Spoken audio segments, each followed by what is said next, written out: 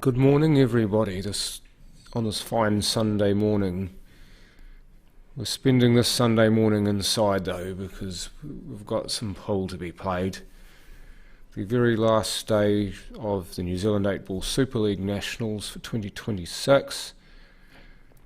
This is where a new champion will be crowned. But first we have the last 16. And 2 of the 8 matches right here for you. Tony McMillan and Patrick Cowan on the left.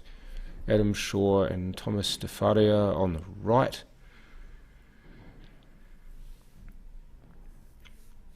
There's actually one thing that you will see a lot of from Thomas is that he's a very good strategic player. When he decides that he wants to have a go, he certainly has a go, but he's also very good at just biding his time and being patient. Doesn't mind playing the dinky little snookers and putting balls in the way and doing everything to be a menace in the best sense of the word. Of course, was part of the team that was chosen for Ireland last year to play in the Worlds.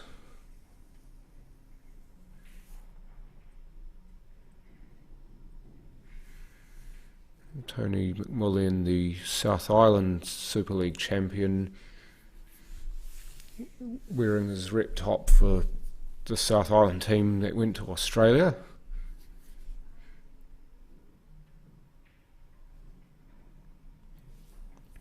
Just a ball and a black away from the first frame. See Adam there looking to just dump another ball in front, just to make that pocket even tighter for both players. See Tom had the upper hand with the red in front, and now as Tony just twitches on that black, it's unfortunate because that was looking good for a finish. But now they're reasonably wide open here for Patrick. Yes, that yellow is now blocked by the black, but it does go the other way, and there's a couple of ways you can get onto it if you can get down that far. And Patrick was another one of my teammates in Aussie. Both he and Tony said that there's quite a lot of learnings to be had from just being over there and experiencing the atmosphere and being able to share the same stage as some of the very best players in Aussie, and in fact some of those players are amongst the very best in the world, so just to be able to play with and against them was an honour really. So John Pitcorn's just joined me. Good morning, John. Morning. I was looking for you and I was like, I know where he is. You know where this is. Yeah. You've been here before. He's up in the crow's nest. Yeah.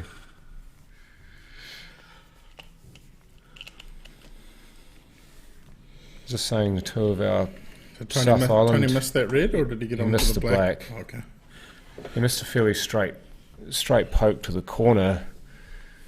I was just saying 2 of our South Island teammates playing each other in round 16. Unfortunate. Oh, that's short. We've still got cover there. Can we see that? Now, if only we had the side view on that to see top. if that plays off that yellow. He's probably just going to try and leave him on the bottom round. Yeah, I'd say so. Adam there could well have given Thomas a wee in there, although the reds still look relatively covered. It's pretty good. You got that one maybe to the top. Oh, see, I was trying to squeeze it in there. He's got that one to the top right, but he's a bit hampered with queuing, so... The one in the middle of the table might cut in the middle. Yeah, it's probably that cut. Nope. Yeah, I think that was the only real shot that he had, and I think Adam just grimaced after he played that shot because he left Tom a shot. He was trying to hopefully leave him just jammed up in there with no shot, Yeah. and he's gotten away with it. He made it kind of difficult, but it still gave him a little opportunity to sneak in. Yeah. Now he's just got that one by the black to really deal with, and he should be pretty good. Well, I think I reckon he's left him on. Yeah, left him on there. Patrick, did you get that out? Nope, he's trying. Uh-oh.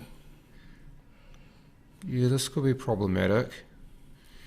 So I think he's left Although, again, Tony there on. might be a little... Tony for the black. Yeah. This time, no mistake. Yep. I reckon that yellow, just looking at the right table, that yellow plays off the red Off the there. red, yeah, so he's going to go off the cushion into the yellow, and then off the red into the corner.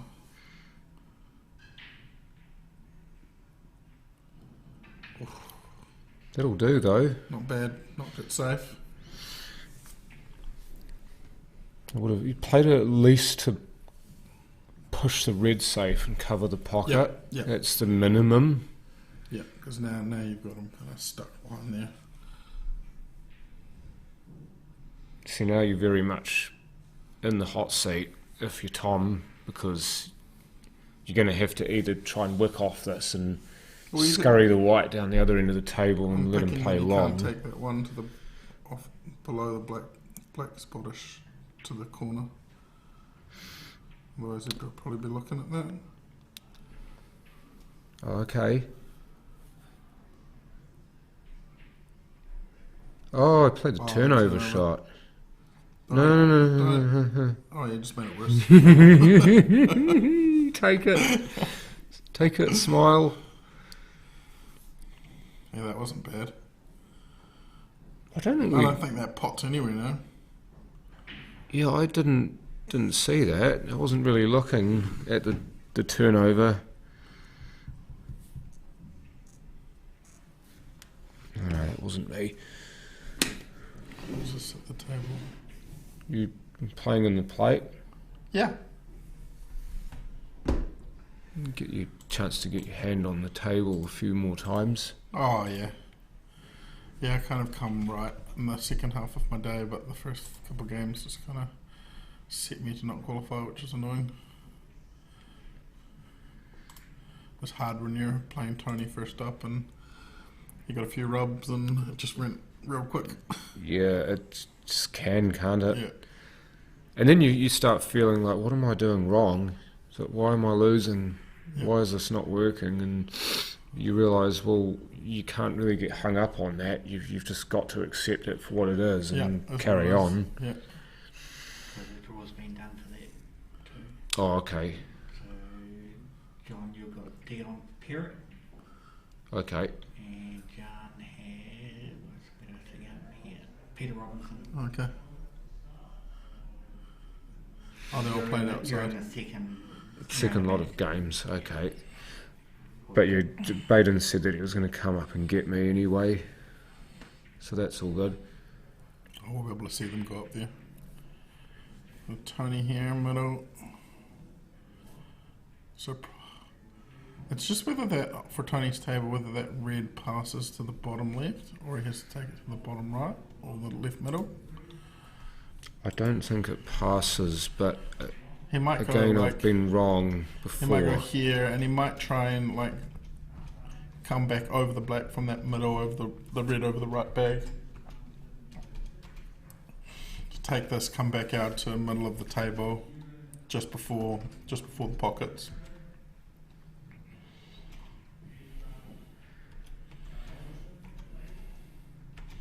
Yeah, so if this doesn't go, then he'll go the right middle and then try and sit down and take it to the left middle. Yeah. Somewhere on the black spot. We'll be able to tell what. So commas. Oh, this goes. Uh-oh.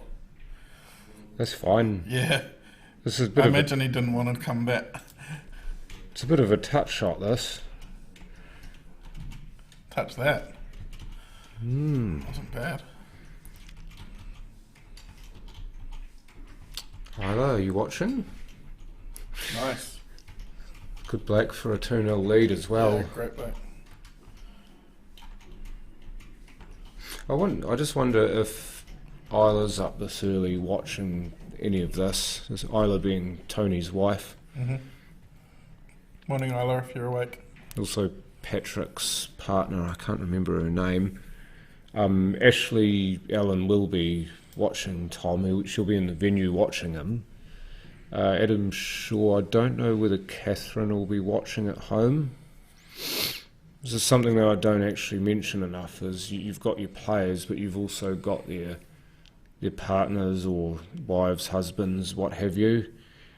Their support network. Their support network, yeah, it's a good one, Paul. It's not just them who play, they play for other people too, not just for themselves. So Tom just getting a little bit out of shape there, not getting the angle for that last red, so just baiting his time and laying up. Probably didn't want to break out the black out of there anyways, although it might go to the top right. Top right, top left. No. Right, so Adam's gotten himself out of the snooker. I would say top left if it goes anywhere. If those two balls are set on each other, though, then I don't Just looks imagine like it the would. black's like a little bit higher than the yellow. If it's further up table than the yellow, then that's less chance that it goes in there. I don't think it goes top right. I think top left is your best bet. Thanks, Benjamin. He's played you guys last year in the final. Well, basically the same team, but with different characters. Yeah, I mean, we were slated as favourites again, but you've still got, it's one frame pole. You've just got to. You do need a bit of fortune to win when it's one frame every game. Thankfully, we had a bit of skill, but we also had a bit of luck. And again, I thought that the team's event again is brilliant. I love it. It's a bit of fun. I don't just say that because I won. It's genuinely a bit of fun. And again, kudos to the organisers for including it and also putting it in its own time slots too. We all knew when we were playing, and it was better organised this time because last year it was basically a pilot event and you were never going to get it 100% right. But you got it right enough to make the improvements for this year. That was an excellent shot from Tom, and there he's queuing that up. He needs to be basically dead square on this, though, otherwise chances are it won't go. We'll see in a second whether it'll go top left, like you said, Johnny.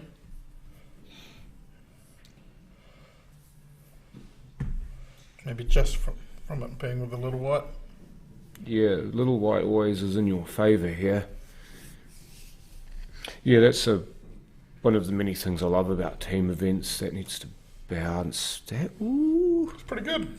ooh, you're getting He's a ref. smiling. You're getting a ref. Yeah, no, if you have a bad match or you get broken cleared on, then you've always got your teammates to come and say, don't worry about it, I'll pick you up.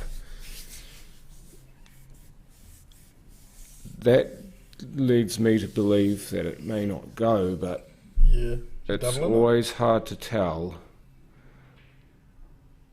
Oh, We it did nearly go. made a liar out of us. Oh. That was so close. So yeah, at times we will use that and get away from only a split screen, just to let them know. Cued that like an absolute dream too, Yeah. didn't he? Come off real nice.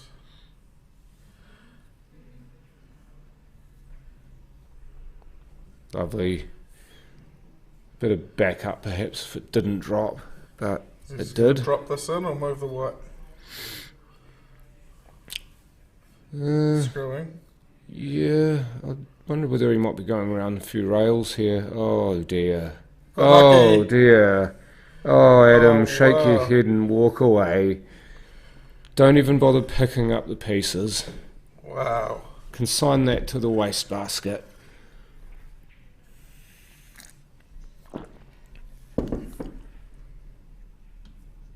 It's coming. Telestrator. He's working on a telestrator for me. Oh, Oh, I'm so you can draw excited. pictures. I'm excited. I was thinking about that the other day. The newer versions of VMAX actually have it built in. Adam will fancy that. Yep.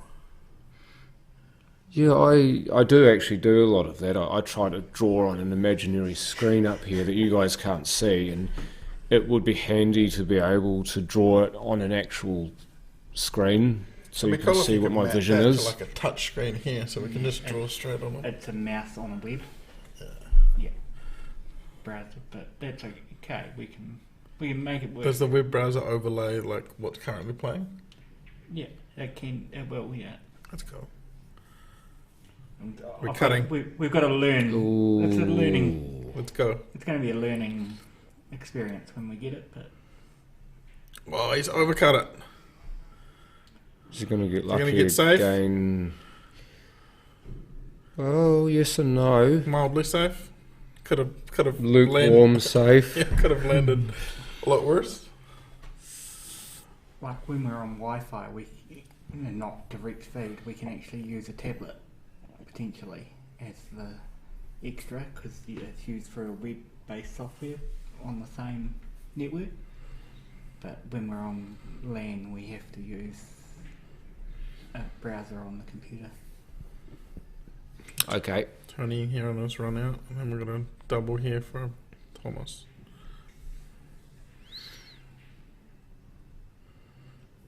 No, and he Oh. didn't really get the safety either. Although that is I mean, a that very is- tricky cut. Pretty good. He's gonna be doubling this back up.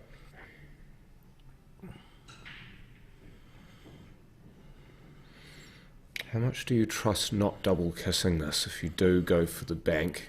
To just bank past the white and just to sit either over that top... Oh, he's just gonna kick at it. Okay.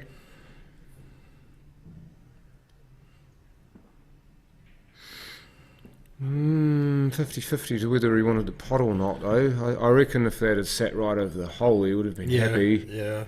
Now he's got to take this on.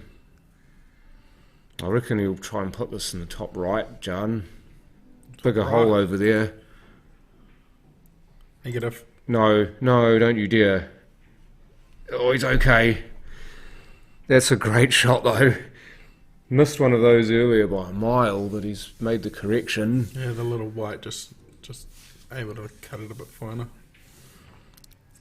Yeah, overcut that first one. Yeah, he thinned it far too much. Yeah. Well, that's what the wisdom would tell you to do with that shot, is to cut it in the closer pocket. But I know some players would go for the other hole just because it plays bigger.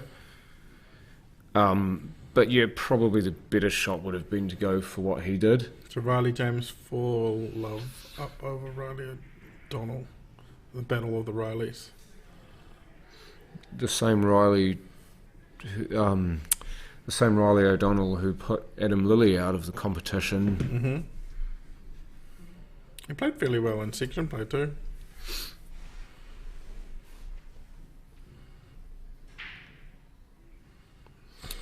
Oh, look out, lost the white. Right. I was about to say little man, big power with the break. Too much power. Not enough control. I don't even think that got kicked. I just went straight in. Straight back up. It just... Oh, look out. Oh, that was close. That was heart and mouth moment.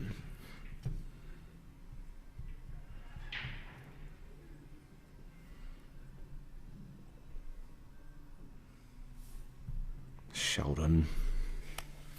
Sick. Yeah, that's about right, Sheldon. Few wines. Just watch your language, John. Remember that. Well, Tom. There's a few wines behind that illustration that Sheldon just sent me. Imagining how the telestrator would 17 look. rails. Yeah.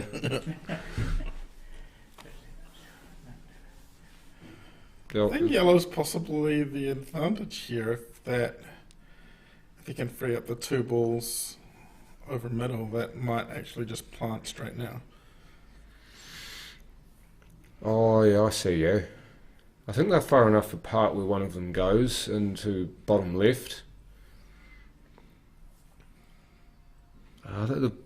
The one more towards the middle of the table, I reckon that goes bottom left, which would be a natural ball to play onto from here, from the yellow and bulk. But he's got to basically sit bang on it. If he sits straight on it, he's fine. But anything other than straight, and he's struggling. It's not bad from Patrick. No, that was a game effort too. He didn't get the snooker, but he's made it difficult again. I was wondering which way I was going to go about that bottom ball. No, he is safe there. Tony's snookered on The both. rail, yeah.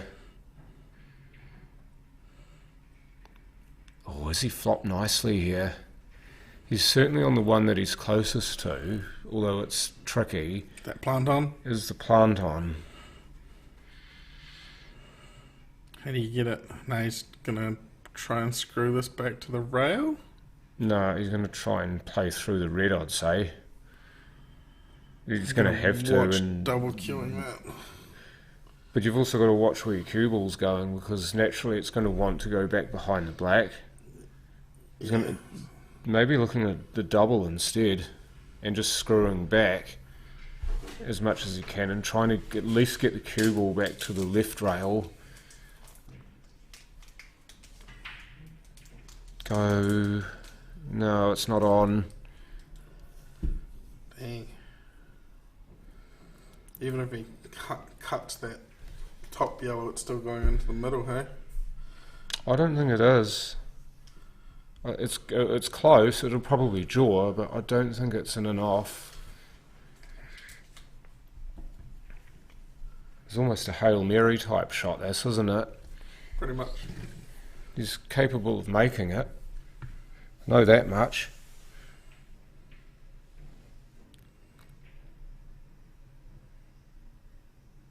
Wait for the balls to stop rolling. No. Oh my god. How has he got the white there? I know. That named the plate to the Superleague National Mother's Day. Superleague National Mother's Day tournament, they're calling the plate event now, which That's pretty good. I actually like that. I quite like the fact that they've done that. It actually makes it feel like Well, I should just call it genuine the Sunday tournament. well, Mother's Day is on a Sunday, Yeah, right? yeah, but like generically. Yeah, true. Don't call it like plate or whatever. Just call it the Sunday Cup. Well, plate, Infers something different. yeah, infers that it's inferior to this, Yeah, which it's it kind of is, but it's just a different competition. yeah. That's a That's shot. not bad. Oh, he's so good at that. One of the best things about Tom's game is his ability to find those snookers like that. And Tony got black here just to go 3-0 up. Patrick's been a bit unlucky here because he's actually been fighting gamely in these frames.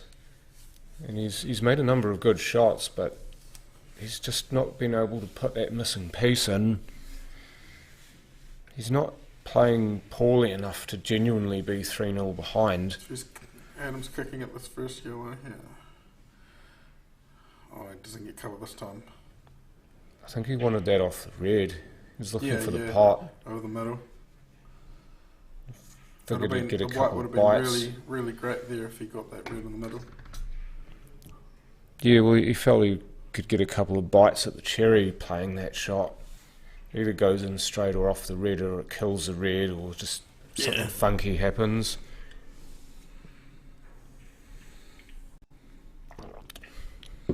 I hate that shot. Tommy played it really well there, but that's a shot that I still don't like. Personally, because I'm not very good at it. That bridging over stop shot. Yeah. It's certainly a shot that I'm trying to work on getting better at, because it is a shot that you need to know how to play.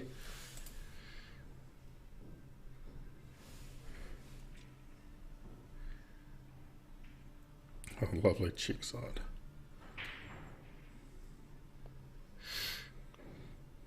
Big thing to be able to do that, isn't it? With a small white, yeah. Yeah, because of course it's a lot harder with a smaller white to do that. Oh, that's lovely. Running slightly into the rail here, he could just play this dead weight, or he could deliberately play to go off the rail here.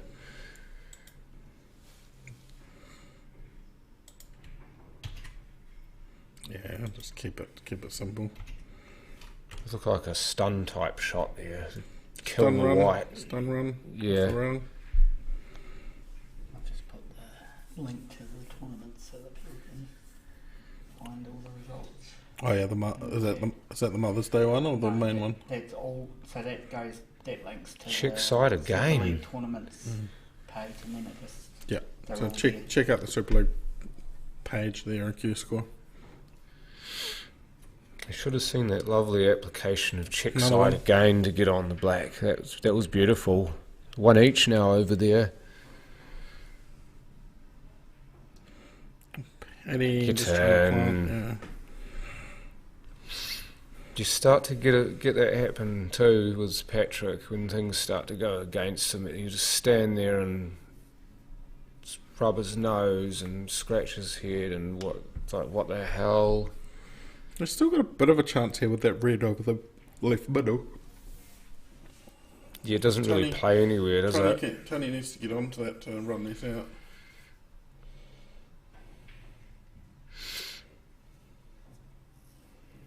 If that had rolled about a ball with more, that would have been perfect, because then he could have played the one he's next to now and gotten on that ball. This is probably going to go on. He still might though. He's going to try to go onto it. Yeah. For sure.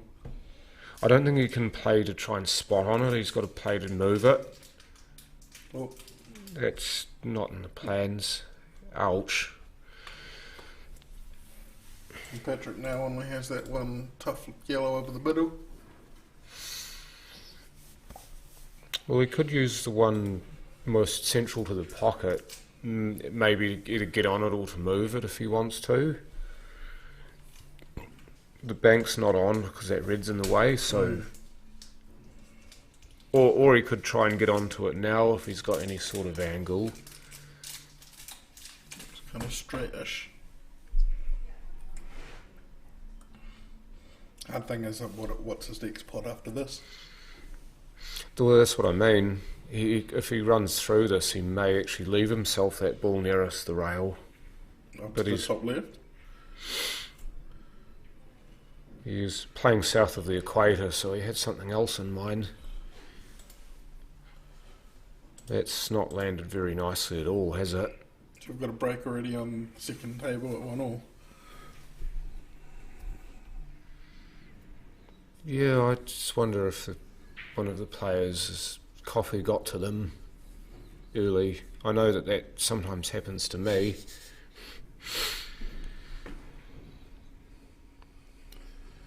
Oh, Patrick. That's a nothing shot, I'm afraid. He really had to bury that white, didn't he? Up top and try to let the black get in the way of everything, and then... I mean, even if you cut that in and the white's up the top there and it drops, then you've got that like little drop in and you've got that rail shot in the black. Like, you still have a possible out. That was almost a free shot, wasn't it? That's why it was such a poor shot from Patrick. Obviously, he was planning to do something else with it, but his execution was bad. We just don't know what was in his mind there of what he was trying to achieve. Well, he was out of pause, that's the first thing, so he probably wasn't sure what he wanted to do. Maybe he was what he ended up playing being somewhere in the middle of the shots that he had in mind.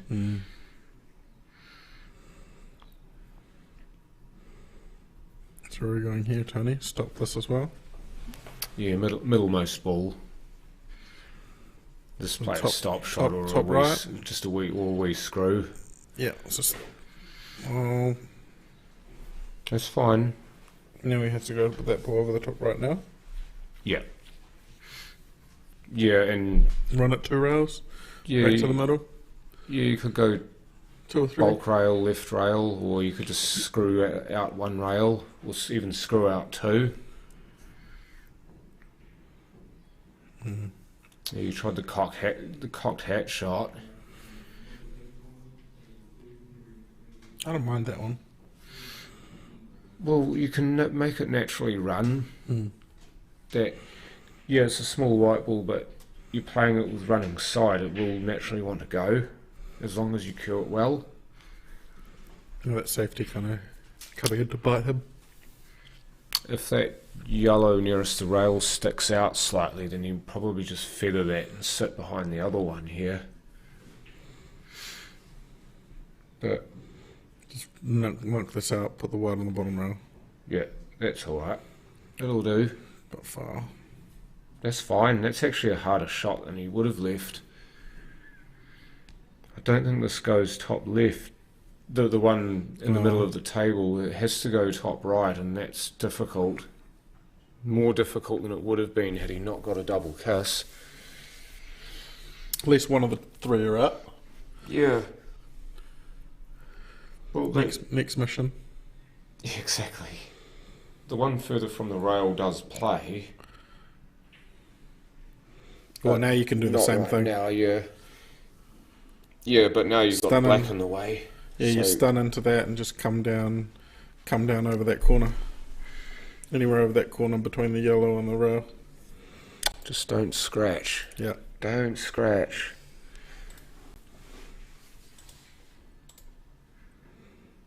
That will be perfect. Fine. Have that. I think. As long as that gap's not too big. Yeah. Might be very unlucky to leave him a gap there. The very edge of that red outside of bulk. Oh, no. Perhaps. He can't. He can't. He's looking at kicking it already.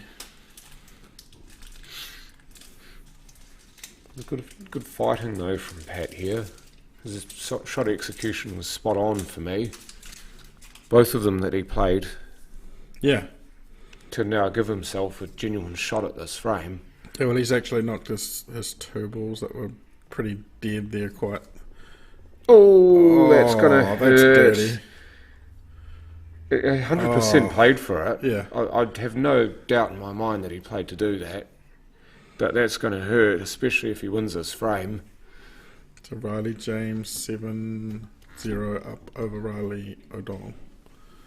And that's on table 18. Loss.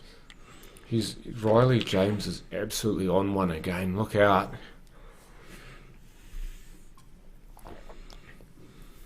Wants that treble.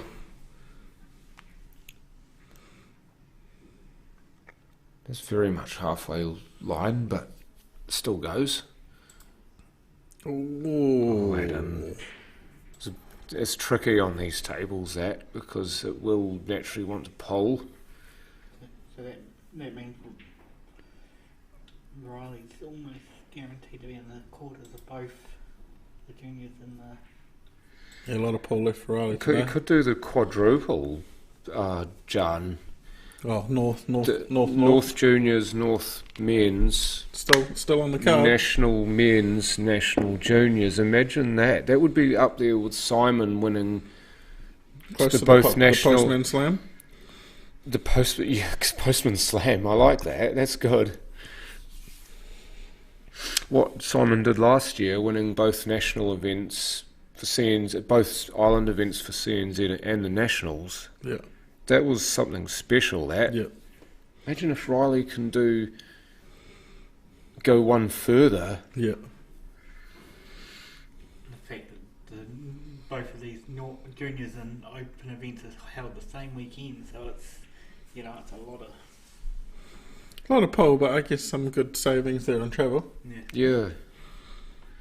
I think what makes Simon's one even more special is all the travel that he had to do. He went up at the in-between days after section 3 and between here and relied on Jetstar to get him there, apparently. Yeah. Basically, yeah. Oh, no. That's unlucky / could make this work. I don't think Tommy will be too worried about that, to be fair, because he knows he's got a ready-made snooker now. Yeah. This has already gone wrong, so he can maybe play for a snooker now. Or at least, yeah, he's playing for a snooker now. I don't think he's trying to pot this. No, I lied. Well, not with the white there, Johnny. No. Well, I genuinely thought he was going to try and screw off that and not go for the pot. But He's either going to try and kind of reverse bank this into the middle.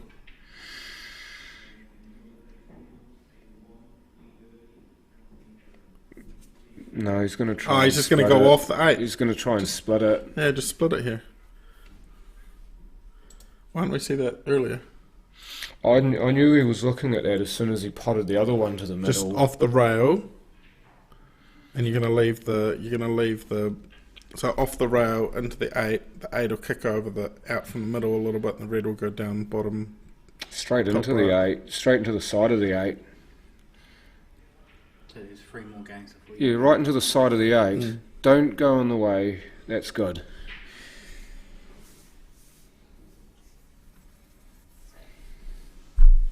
More to you, John.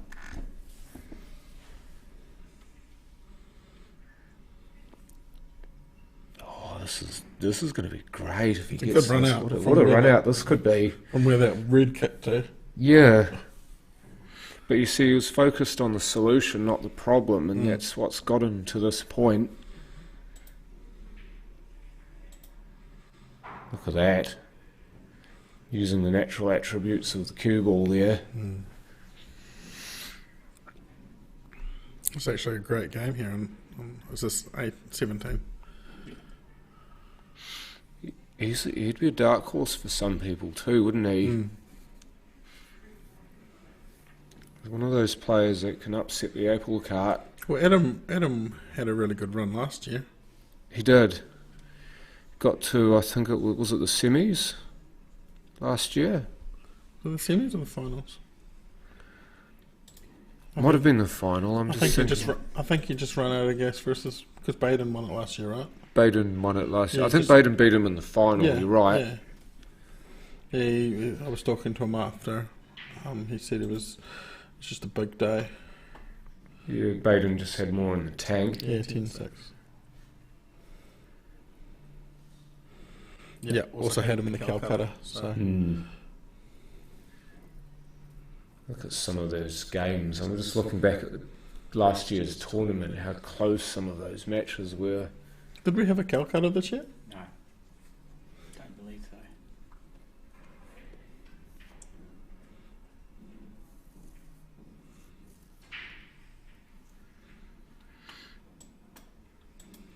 Go down the red. Thank you. It's amazing how quick you can go back and find the information on Q Score. It's real cool, eh? For you, it's good for you, for me to find it for you guys. Let us sing the praises of Q Score once again. We'll break into song. And again, we're going to... We dig at CNZ for not being able to use Q Score, or at least harness it. Well, they were talking about possibly wanting to try to use it for South, but I don't know if they have enough time to get it all up and running. Well, they could perhaps table it for the Nationals, couldn't they? The CNZ Nationals. Yeah. get a prototype up and running for a tournament of maybe use it in the northern area tournaments perhaps, or something like that, where you can actually run a program and see how it works, and then if you're happy enough with it, you can roll it out at the Nationals. Yeah, you want to run it on something before you have a major tournament, I guess. You don't want to go cold into something. We probably did. With what? Look out. Ooh, that could be a snooker. He might have just hung himself on that yellow there. Bumped it out, got a middle. Pretty good here. How was the meeting?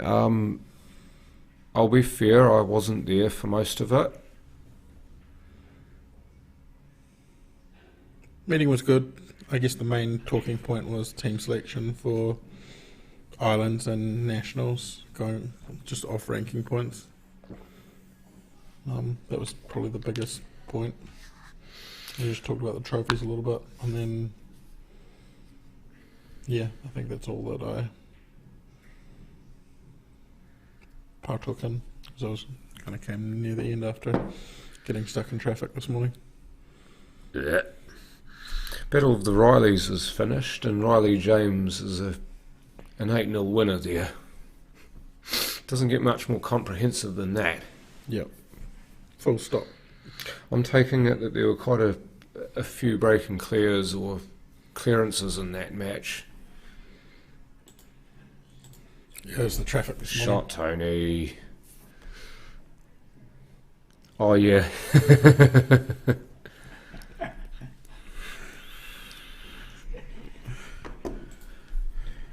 Yeah, I was cruising down the road and there was like 400 cows. 2 run-outs. 2 run-outs, okay. Good bar. Makes it good, so 2 each over there. Tony's not far off, making it 5-0 his way. Yeah. It was just a bit unfortunate, Patrick, that he was trying to actually move that black off the rail, and he got a wick instead of a full contact, and the white scurried in behind the yellow partially.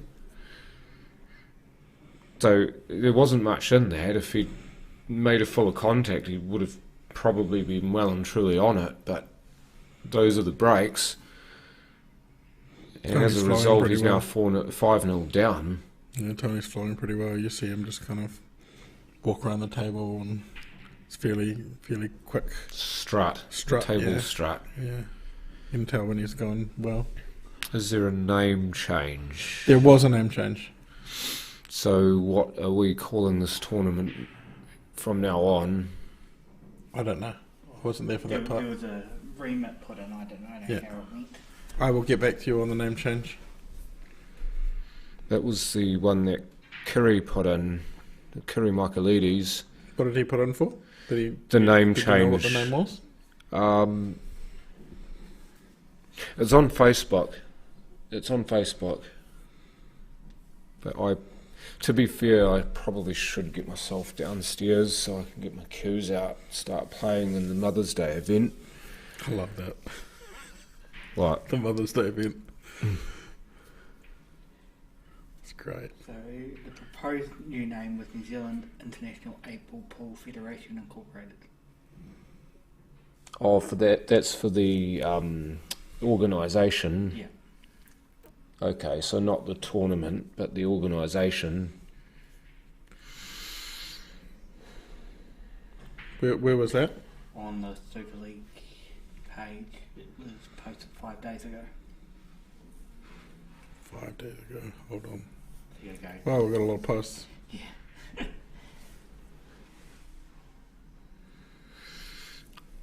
But anyway, I'll get out of here and start getting myself ready.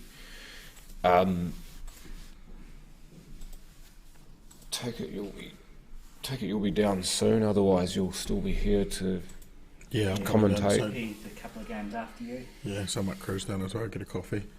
We'll leave you guys there. I might get a coffee and try and watch some more of this Shaw versus Defaria, as that game's gone pretty back and forth.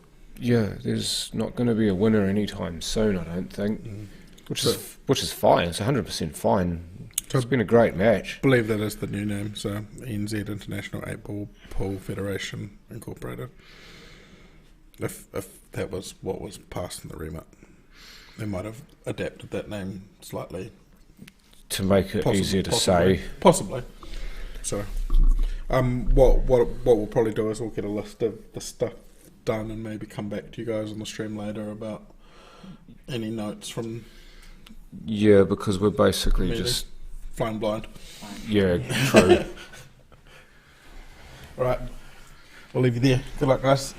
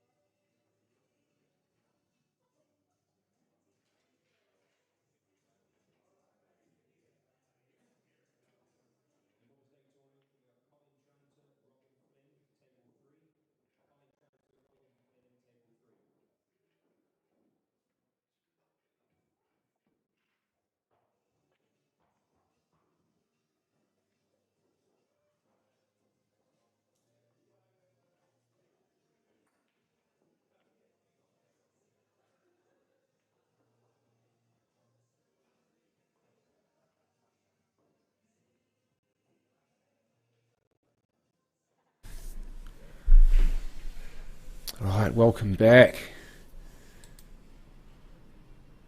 I'll be splitting my time between doing this and playing, because I'm playing in the Mother's Day event as well, in case you didn't know.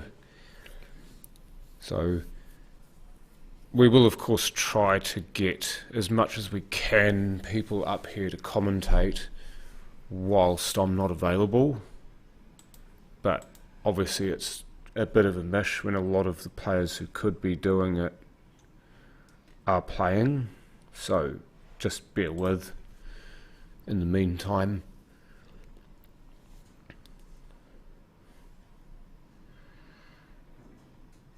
So after the... Oh, that was a great effort from Brendan. But after the match between Tony McMillan and Patrick Cowan, which finished 8-0 to Tony, the game on the left is the next one to go up. That particular match, Jason Keats currently at the table versus Brendan Ning.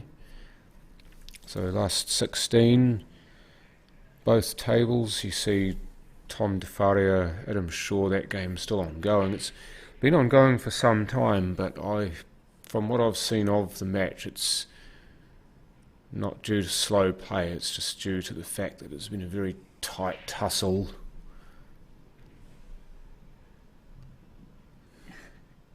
Ha ha ha.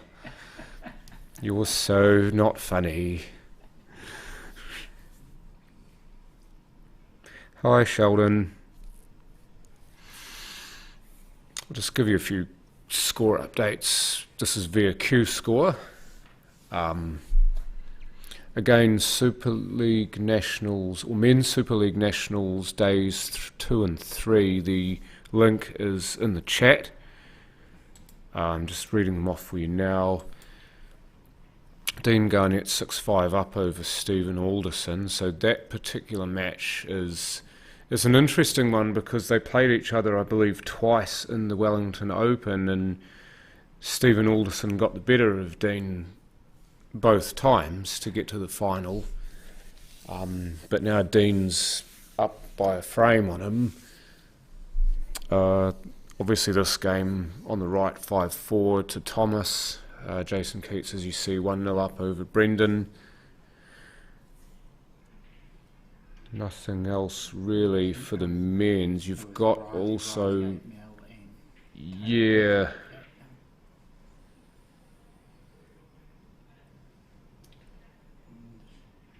The ladies are up to their losers qualification.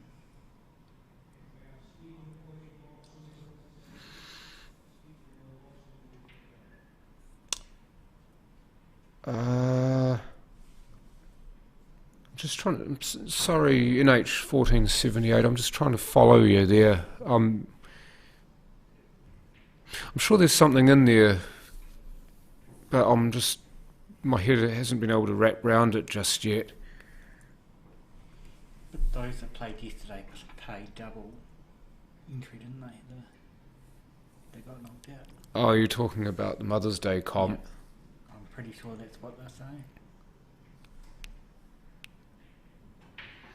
If you're talking about the Mother's Day comp, it's just because of many of those top players being eliminated yesterday. Like Baden, as a good example, and Brent Wells and Adam Lilly, whom I believe is not playing in the Mother's Day comp. Those are the kinds of players that you'd expect to be here today, and they're not because they got knocked out. Well, it is. It's basically the plate renamed. But I like the fact that they've renamed it as the Mother's Day competition just to honour the mothers out there, but also because of the fact that it carries more positive connotations for people than just calling it the plate. Didn't quite get that to go, did Adam? And he hasn't quite gotten the cover on the yellows as he would have liked. Now, Thomas may need to play this yellow he's next to now because the other one doesn't go because the black's in the road, and I don't think the one nearer the left rail goes either, so It's going to have to be this one.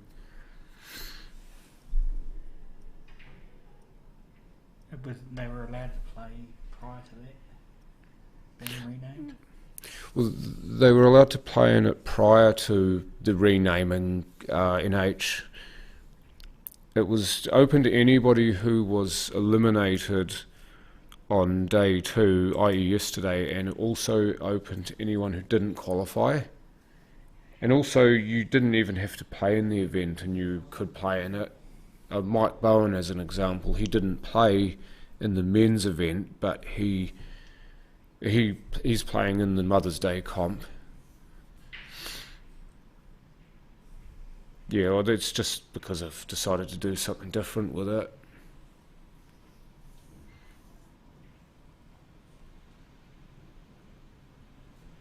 He's got himself into a pretty good spot here as Thomas. He's still got to be basically spot on with where he puts this yellow though, otherwise it will double kiss the red and it won't drop.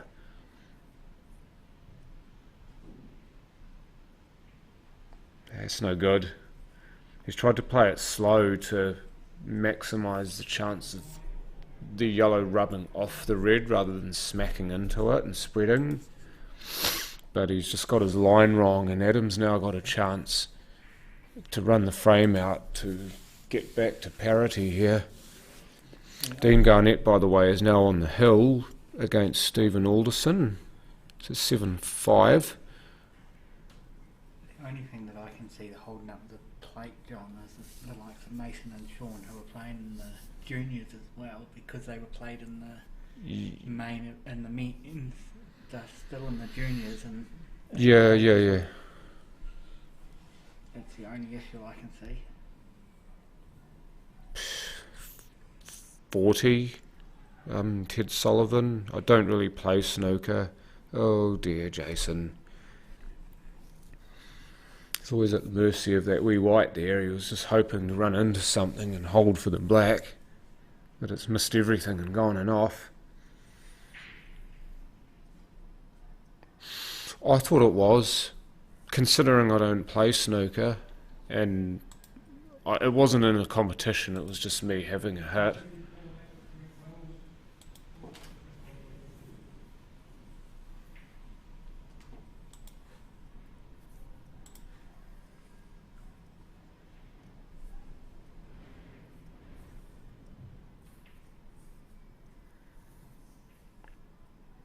That's nowhere near. It's nowhere near. He's basically going to give this frame up.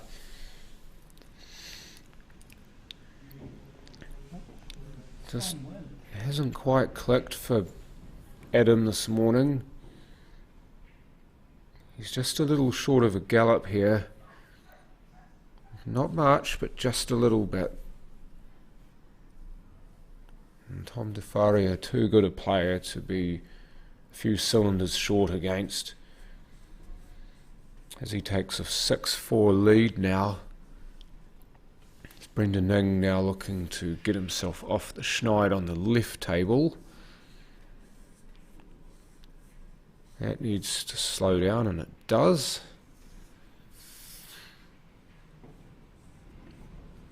May opt to take the rail here. Just kind of punch it and take the rail and back out. Or he might just play a stun. No, he's played the punch stun into the rail.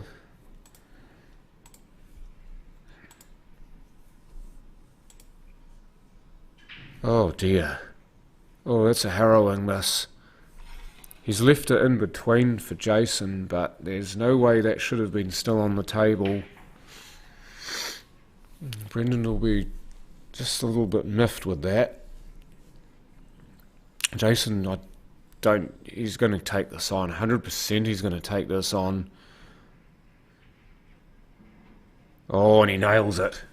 He loves his doubles, does Jason Keats. Don't leave him those. Played with him, played against him. He's one of my teammates for Cashmere Gold. He was one of my teammates for the New Zealand South team. Never seen him turn down a double like that.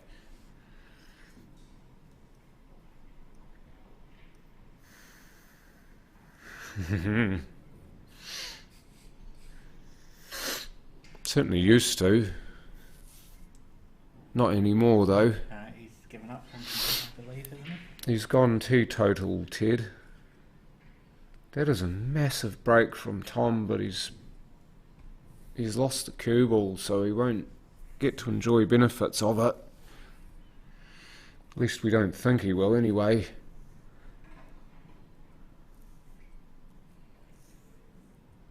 Just you look at these, you don't have to worry about the 8, it's right over the hole. That certainly takes a lot of pressure off. All you have to do is connect these colours together. I don't mind this first shot too from Adam. He's looking to move that yellow over the middle pocket because it blocks the red. That red that's blocked by that yellow doesn't go past the other red, so he's opening up a hole for himself here, and well, that's what he's wanting to do. And he's half killed the other red, unfortunately, but I think it's better than it was. I certainly feel better about the table than he did, because now he's got that ball on and he can now use it perhaps to get to that red that he's half tied up. Simon Kleinsman 1-0 ahead of Alex Hale. You will see those score updates flash periodically on the top right of your screen.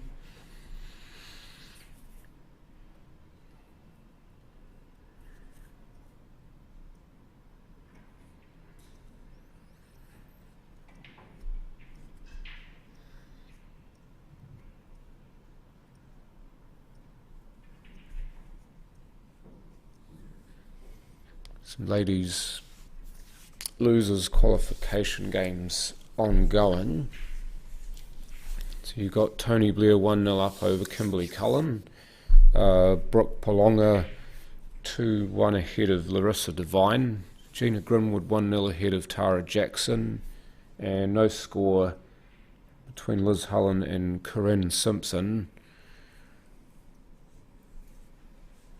So that's the ladies, how they lie. One of that will be up against Denise, Jojo, LaQuisha and Kerry.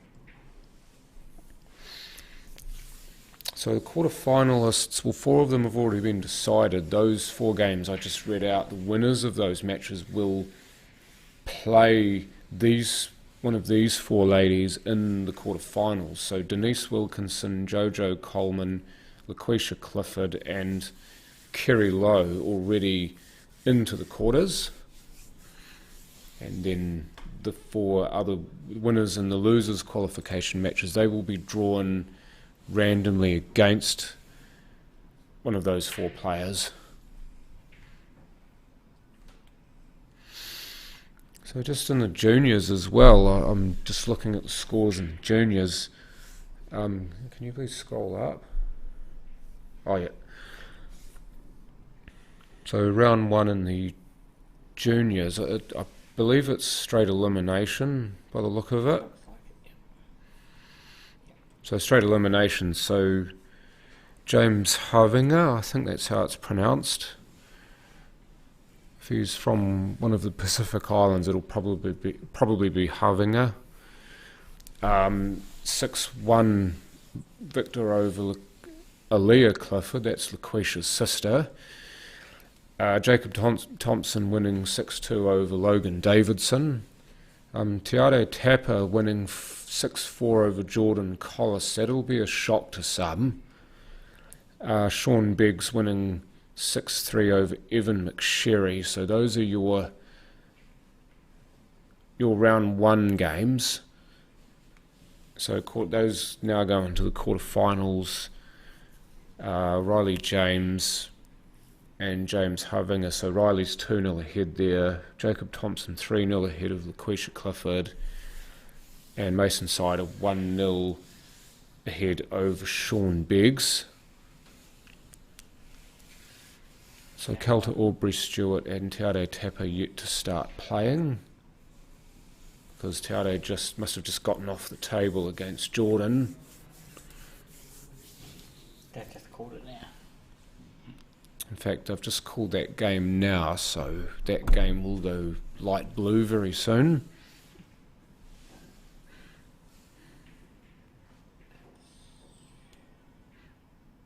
There's a number of different tournaments going on at the same time, so I can understand if you get a little bit confused as to where to go to follow.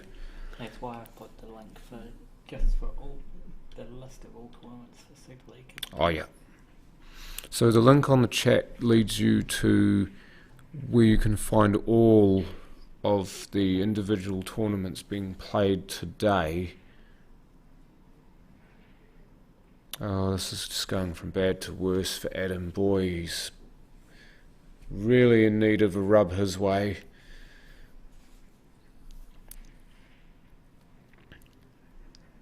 If this flies in, it will feel like more than just one frame he's won. I can tell you that right here and now. You'd feel at this point it needs to fly in.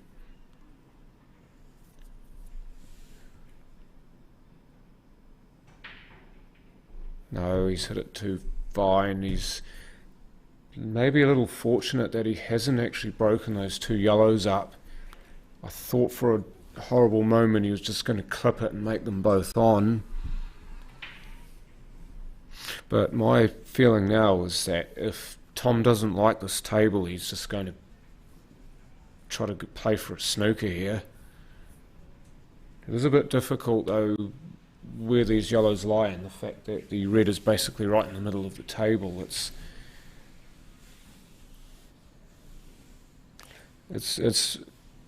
probably going to have to involve those two yellows tied up, those two there, to maybe play off the one that's further away from the cue ball and get the cue ball to go back in behind the one that he doesn't hit. I think if he's looking for a snooker, that's one way you can play it.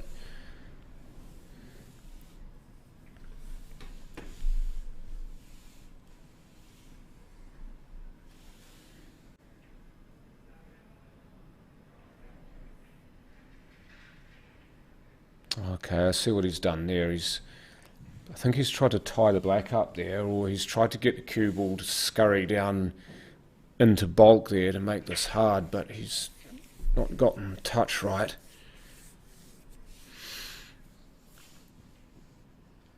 And black right over the hole, thank you very much. So won the deficit now, 6-5 now to Thomas De Faria. I believe it's De Faria. We've all been saying De Faria, and both Brett and Thomas are okay with that, but it's Portuguese in origin, so if you're in Portugal you'd probably get looked at funny if you said it De Faria. But yeah, De Faria. I'll try to keep pronouncing it that way from now on.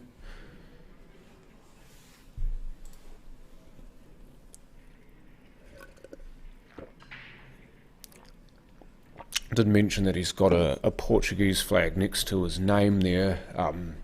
That's just for his family heritage.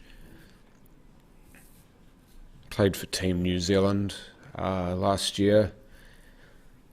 So it doesn't actually matter that he's not listed on Q's score as being from New Zealand. He's still eligible to do so. Dean Garnett, by the way, has just beaten Stephen Alderson 8-5, so Dean gets a measure of revenge for 2 weeks ago when Stephen, as I said before, beat him twice to get to the final of that tournament.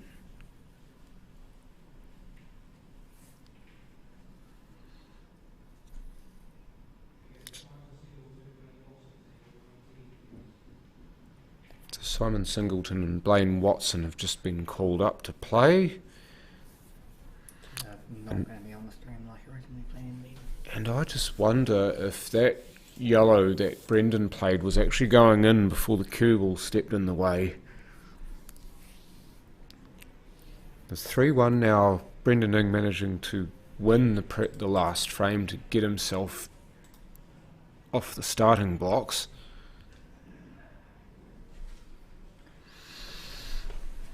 That's a lovely cue ball Yes, it was risky, but he's left it pretty good there. Can be a bit tricky playing over the pocket like this though, even though the pot looks easy, but it's more about the cue ball than the pot here. And in fact he's done well there. He's actually played it off the yellow to expand his angle. It was relatively straight and you would have had to force it somewhat, but there he's taken away the need to force the issue. And now these all link quite nicely. I don't know if the red on the left passes the yellows, and most likely it doesn't, so it's a relatively simple route to just go the other side of these and put that red in the left middle pocket. Yeah, just like that.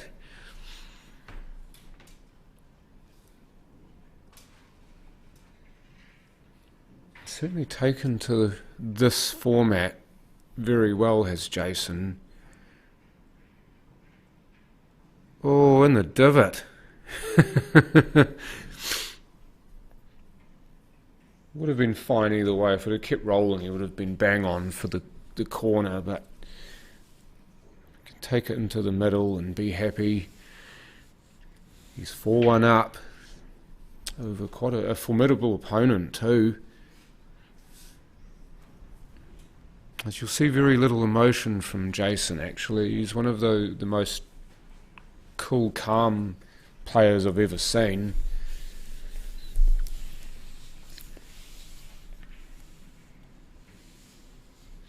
Brendan Ing's quite a character too. He's not one of those people that gets emotional, but he just tends to laugh stuff off when it goes wrong. So they're both quite even-tempered players, which is a great thing to have. It's a great attribute to have.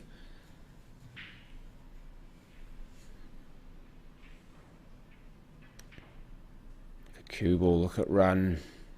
Yes, that's a good nudge.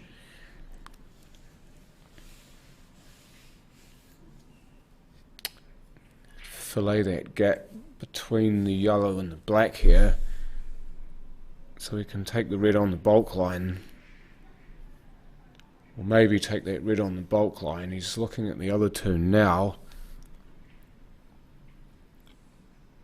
He's got a natural angle perhaps to just either go fade this past the black or to screw it past the black.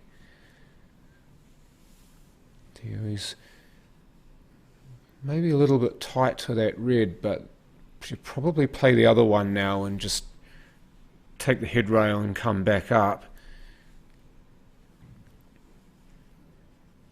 And this is very, very speed dependent, and if there's a way he can play this where he's running into position rather than across it, then he will. If he rolls a winner there, that'll do just nicely. That was all speed control, that. And because he's further away from the red, he's got a better look at this for the natural angle. He's not having to do anything cute with the white here. He just play it as a little stun into the rail, whereas he might have had to go around the back of the black and risk getting his lines wrong. So we're back to parity now. 6 frames apiece. We could have our very first hill-hill match of the day. It's not there yet, but it's certainly looking juicy. Here's Mr. Southwest. He's also a lovely dude too. The amount of years I've known him for more than 20 years. He's never been anything other than a top bloke. It's been awesome having him as a teammate in teams over the past 2 years.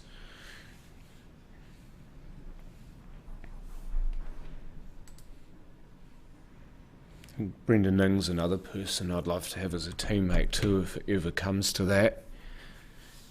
Just because of the fun that he injects into things and the fact that he does play for keeps, but he's able to see the non-serious side of the game. He's able to just keep the mood light. Jacob Thompson has done an absolute job on LaQuisha Clifford. That just flashed at the bottom of my screen there. 6-0 in, it seems like, about 15 or 20 minutes. 11:02 started. Yep, so just under half an hour. 29 minutes I make that game took.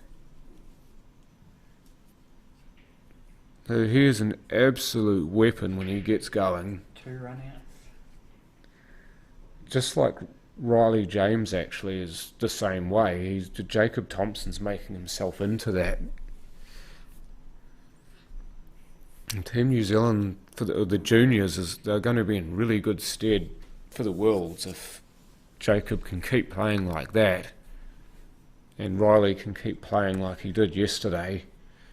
Had a few breaks in the game on the right, John. Maybe I was wondering what that's for. Maybe it's because it's quite a mentally exhausting type of match. It's one of those where the players have decided to break from play just to try to calm themselves down. I can only think that that's what it is.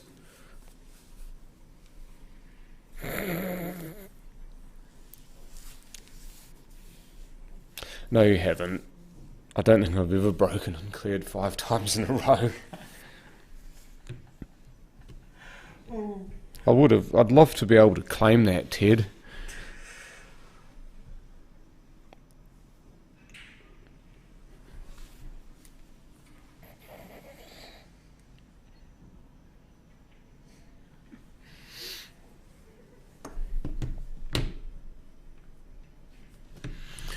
Okay.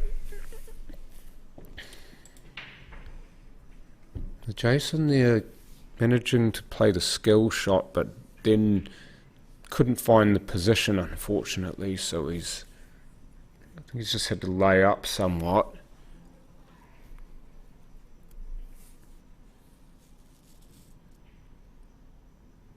Oh, that was a big shot and he's missed it. That could be massive. If he makes that and runs it out, 4-2 doesn't look too bad, but the way this is trending 5-1 is you're starting to get being marched towards the last chance saloon. Ooh, I think he's okay. Did flirt with that yellow, but flirting's as far as it got.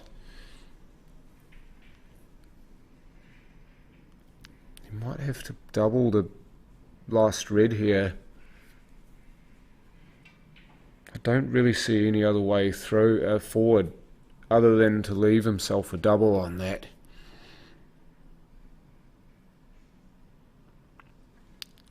Yeah, if it goes past the black or between the black and the yellow, then maybe he'll be looking at the double, but the fact that he's there and not that he hasn't stopped sooner for an easier double tells me that he might just play to take this pocket.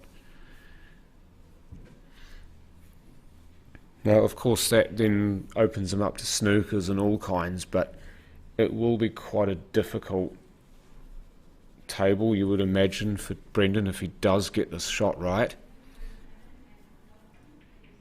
Really has to bury that red right over the pocket if he's playing that. He's played for the triple and he's gotten maybe a touch fortunate, but that's what you get when you go for your shots. He had 2 bites at it with those 2 yellows there, and he managed to get a nibble. Taking a little bit of extra time on this black after the shot that he just played.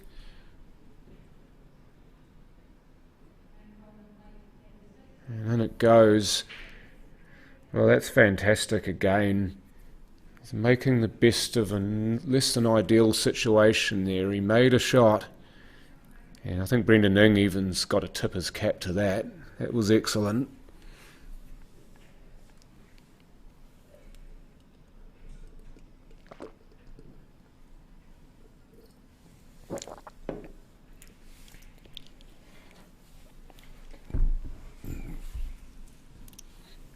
So 5-1 now to Jason Keats, and we'll just cross over quickly to the other table where we're still at sixes.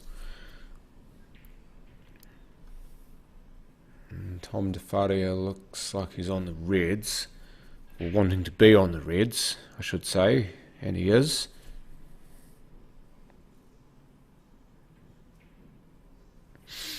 So in IEPF parlance, the reds are the balls on for Thomas, i.e. they're his set that he's on, but they're called balls on.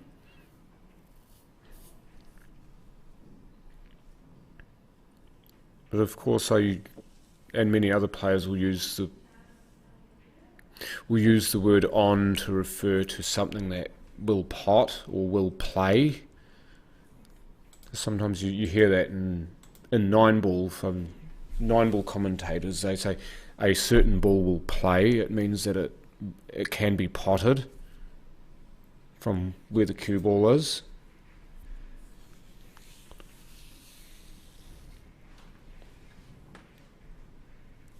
So there's just a few little differences there in parlance and similarities through the different cue sports that we play.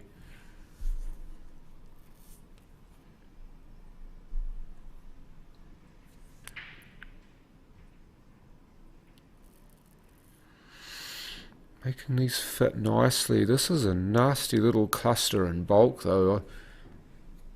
I have seen this before. I obviously saw it in the snooker a couple of weeks ago. There's about, I think, 8 colours in the black over a pocket.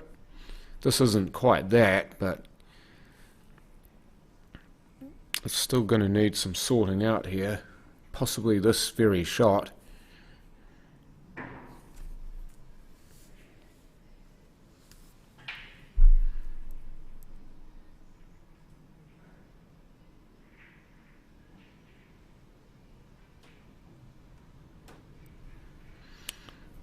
Well, he's managed to kill a red there, has Jason. He's not made the pot. I don't think he'll be too unhappy with how that's gone for him. The yellows are a lot more open now than they were, so Brendan might actually play this red to the right in bulk here and try to skim off into those other balls. See if he can open them up for himself. But no, he's just decided to play the simpler shot. Being a 9-ball player, he'd be excellent at combinations and caroms and what have you.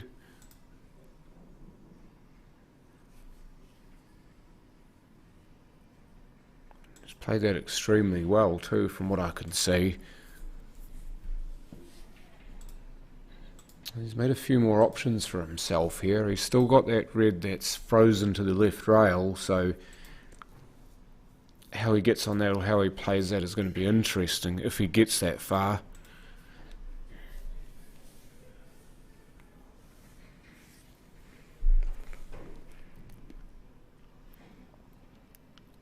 So Adam now having a good little look at the yellows.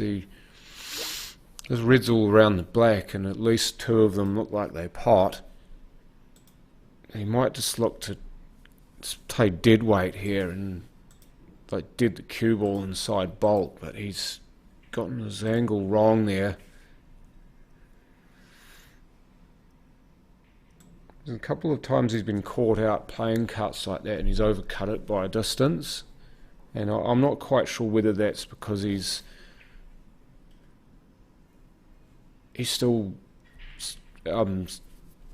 thinking about playing that shot the same way he would with a regular cue ball. sometimes I think when you see players overcutting balls regularly in this game, it can often be because they haven't made the adjustment to hit the ball, to hit the object ball slightly fuller. Because of course, as we know, the smaller cue ball will hit the object ball ever so slightly later because of the reduced size. So, and that means that your contact point's going to be slightly different too.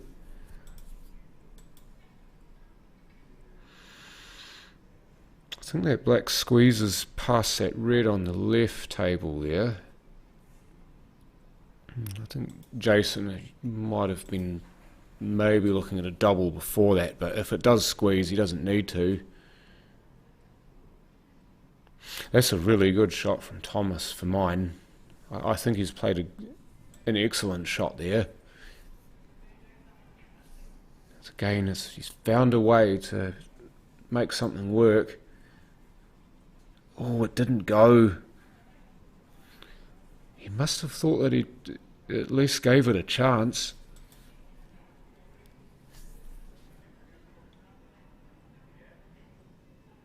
Oh, cue ball's okay.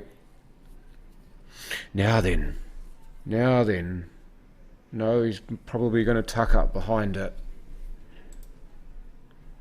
Thought he might try to blast that red out, but no. Discretion is the better part of valour. No point risking it when it's 6-all and it's been that sort of match. You're better off to just be patient like this. I don't know if it goes off the long rail that he's nearest to and into that red near the pocket. It doesn't look like it does. If it does, that's probably the route that he will take.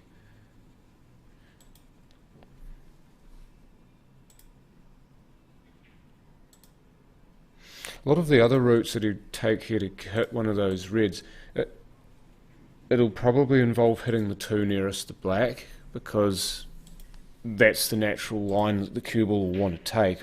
If he can miss those and hit the red near the pocket, it would be fantastic. But that will also mean that he's going to have to hit it harder, because he'll have to make a rail after contact. So there's quite a few things to consider here trying to get out of this snooker. It's not just making sure you hit a ball, it's picking which ball you want to hit and then picking how hard you hit it to ensure that you achieve something.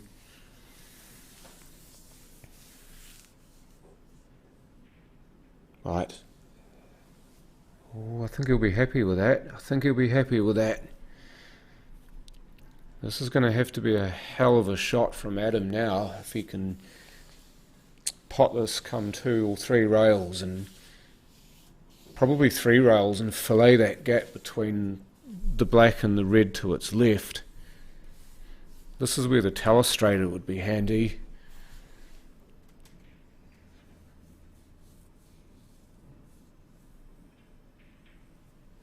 Yeah, see, I was just mocking drawing it up on the screen in front of me, but yeah, bulk rail, left rail just outside of bulk, I would say, and then the right rail just shy of the black.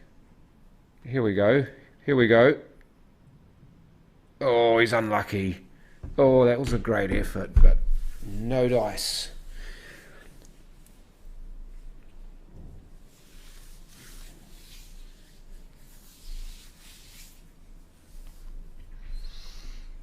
Just put a little too much gas on that, I think.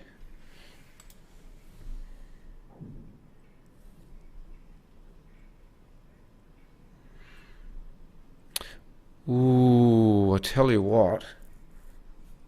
If that's frozen to the jaw and frozen to the black, there may not be a path out here for Brendan. If it's not touching the rail, then there will be a way out. I'm not sure how close that is to the black. If it's frozen ball on the black,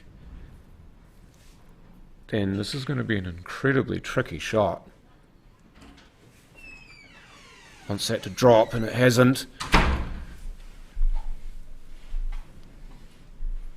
Oh, he's just millimetres away. If that had gone, frame could have been going in a different direction. Here comes Jan back to resume this action. Wowzers, this is still going. Yeah. It's like a 12-round heavyweight showdown. Well, that's probably why the players are taking breaks every so often, just because that's what it will feel like. Well, gee, you went off and had your game a lot earlier than mine, and I've been finished mine for a little bit and then went back to the main hall just to check out what the games are doing.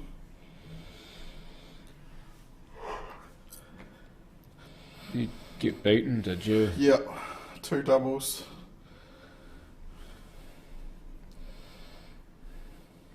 So I presume Jason won that frame because I didn't see the black go down. Yes, Jason did. So A little cut to the bottom left. Yeah, 6-1 now. He looked like he's gone alright. He's securing it beautifully.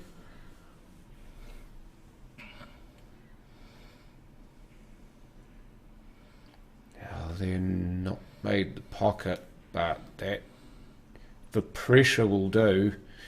Pretty good. As long as he's off that. You're still not going to make that like real tidy. You're going to try and just... I'm just looking at what he can do here. I'm not sure he can cut that yellow next to the red back into the red and then put it in front of the black. I don't think the angle is there. If you try and get that red in over the pocket, you're still going to leave the one in the middle to pot. I'm thinking more of leaving the yellow in the way of the black. Do you do that? Leave the yellow in the way of the black. Oh, look at this. 2! Oh, that's brilliant. I don't know how much of that he played for, but it has to be at least some of it. Well, he was playing at least for the white. He was, I think was the one at the top playing. was a bonus. He was definitely playing to pop the one bottom right, which he did. Yeah. The white going there was brilliant, and the other red going in even more so. I think the top thing here is where he's left that white ball. Yeah, that's the A and 1. Yeah, He's left like- it right behind the black. That's what I was saying to you before. If he does that turnover there, he has to like land on that little tiny gap to not leave him on that red. Yeah, and he's absolutely nailed it. You Nailed it. couldn't have put it down there any better. No, you couldn't have. That's that touch again, isn't it? Yeah. He's just got such good touch. And Thomas is. You feel he needs to make this. Well, he will give this quite a bit of beans. Oh hell yes! You This got will be 5 moving. Pockets. You got 5 pockets to get this in. You're trying for that middle. This will definitely be moving. He's got to give it a whack. Trying for that middle, but not to be funny here, but he could nick off that red and pop the top yellow as well. So True. No. Oh, where's the red get going? funny, No. get funny. Nope. Imagine if the red had sat next to the black. That would have been. I think Tricky. Adam would have just bumped this bottom right one on the pocket and made him play it out. Oh, cross double for Brendan here. Yep, nailed it. You can double, but so can I, Jason. He actually nailed an awesome one of those yesterday I was watching. It's that 9-ball player coming out in him, isn't it? Okay, so now... Straight back up and park it next to the other red. Yep. Just past the black spot. Could probably just nestle it near the red. So that's just fine. That'll do just nicely. Probably nice he doesn't have to reach too far. Yeah. Perils of being short. Down it goes. What a frame that was. That was an excellent frame of pull. A 2 foot extension like Brendan does. The biggest extension for his gear. Noble styles. That's a great break from Brendan as well. A few balls have gone a little bit ugly here. But I say yellows would be the set if you're picking. That one next to the red goes bottom left. So they ended up, you know how they called out Simon and Blaine? They ended up cancelling it and they're going to still put it on the stream. Okay, yeah. So Simon Singleton and Blaine Watson will be the next game to go on the stream. So that will almost certainly be the table on the right. So 7-6 Adam Shaw. Yeah, 7-6 Adam Shaw. Well, he's on the hill, and Brendan's at the table here. And if he wins this frame, 6-3. How about these dudes on the left played 8 frames, and the time these other guys have only played like it was 3-all when I left, I think. Yeah, I know what you mean. Guess we'll see how open this frame is. Cue ball, look out, look out. Oh, yuck. Ooh, that's gift wrapped.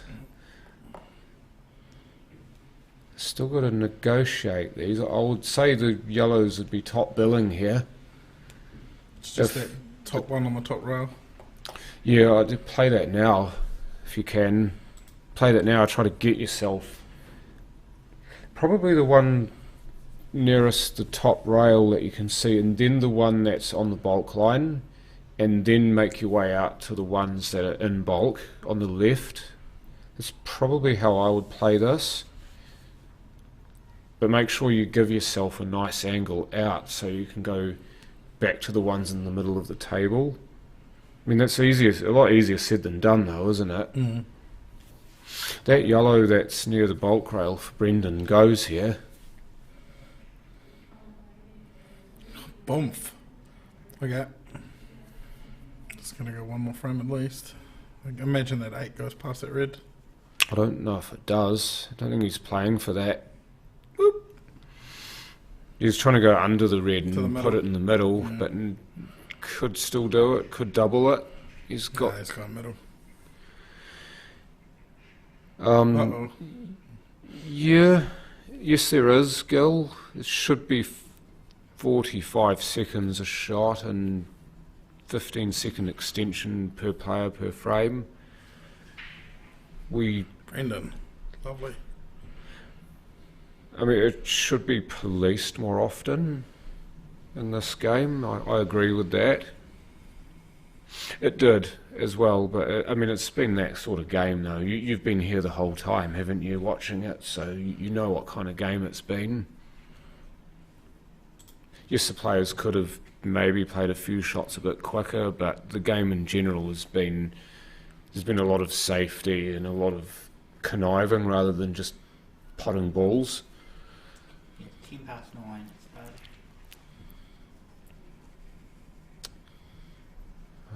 Okay, so he's quite cute to that yellow, but you can play it now. And 6-3 to Jason. if he wants to play that now, he can, or he can play the one that he's looking Will he directly at. will he try and slide down under the 8 here and then take that one to the bottom right? Oh yeah. Or to miss the 8, hit the rail, come back up there. Yeah. Look out. Oh, that's a That might bad still cue cut. ball. It could, you're right. I think we've got the ability to go overhead with this. I reckon it's still on. I think it's still on. Well, the problem that he's got here is that that will naturally want to turn it into the near Just got to jaw. miss his other yellow, basically. He's got to hit Give it this the best. with some pace, with enough pace to get there, Give it the best and chance. and a bit more. Otherwise, it will turn in and it will miss. Then you'll have the other yellow to the top right. Yeah. I mean, the shot's definitely on, but A lot of pressure here. yeah, the nap certainly doesn't help him here. He's got to give us a little bit extra juice. Just miss it. Shot. Yeah. This is a bit tricky again, but He might go back to the middle now. just fine cut it in the If it middle. doesn't go top left. What about the? Can we see the top again? Oh, top view. Yeah, so that red's blocking that top right pocket as we see it. So he's either got the middle. He might go the other middle and go around the rails. Cut it in the top middle that you see. Or top or bottom. If he tries to put it in the bottom right pocket on your screen, he risks scratching. So either of these two.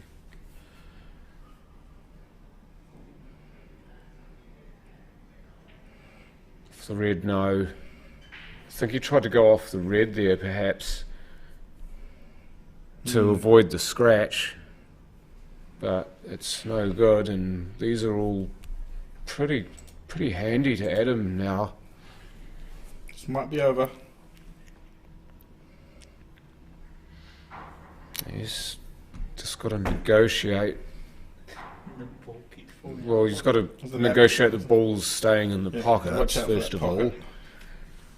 This is actually a different table than the one that was table 17 yesterday. Oh really? They changed it out at the end of play last night. Because I think the players were complaining that there were imperfections or rolls on the It's tables. one of the two that they removed from. Yeah. So they've listened to the players here. The players have played on this table have obviously said, well, this table isn't good enough. Oh, That is little not a good kick. nudge. He's got the long ball though. so long ball back the other end. Yeah, I reckon he'll stay down there. Black spottish for the one to the middle. Yeah, I mean, probably take this one and... Well, he's basically pointed himself now towards the one on the left. It's the only logical shot now. But he's a bit off angle here. That's fine. He'll probably just play for the other one, the one he's next to, and then take that up into or near bulk, and then just come back for the black. It's unorthodox looking, but it should work if he can make it work. He's looking at maybe even trying to snick this in the middle and go into or near bulk, and then come back because you. I'm just going to come too far out. No, I think you'll be fine. I held it off the That's rail. lovely, yeah.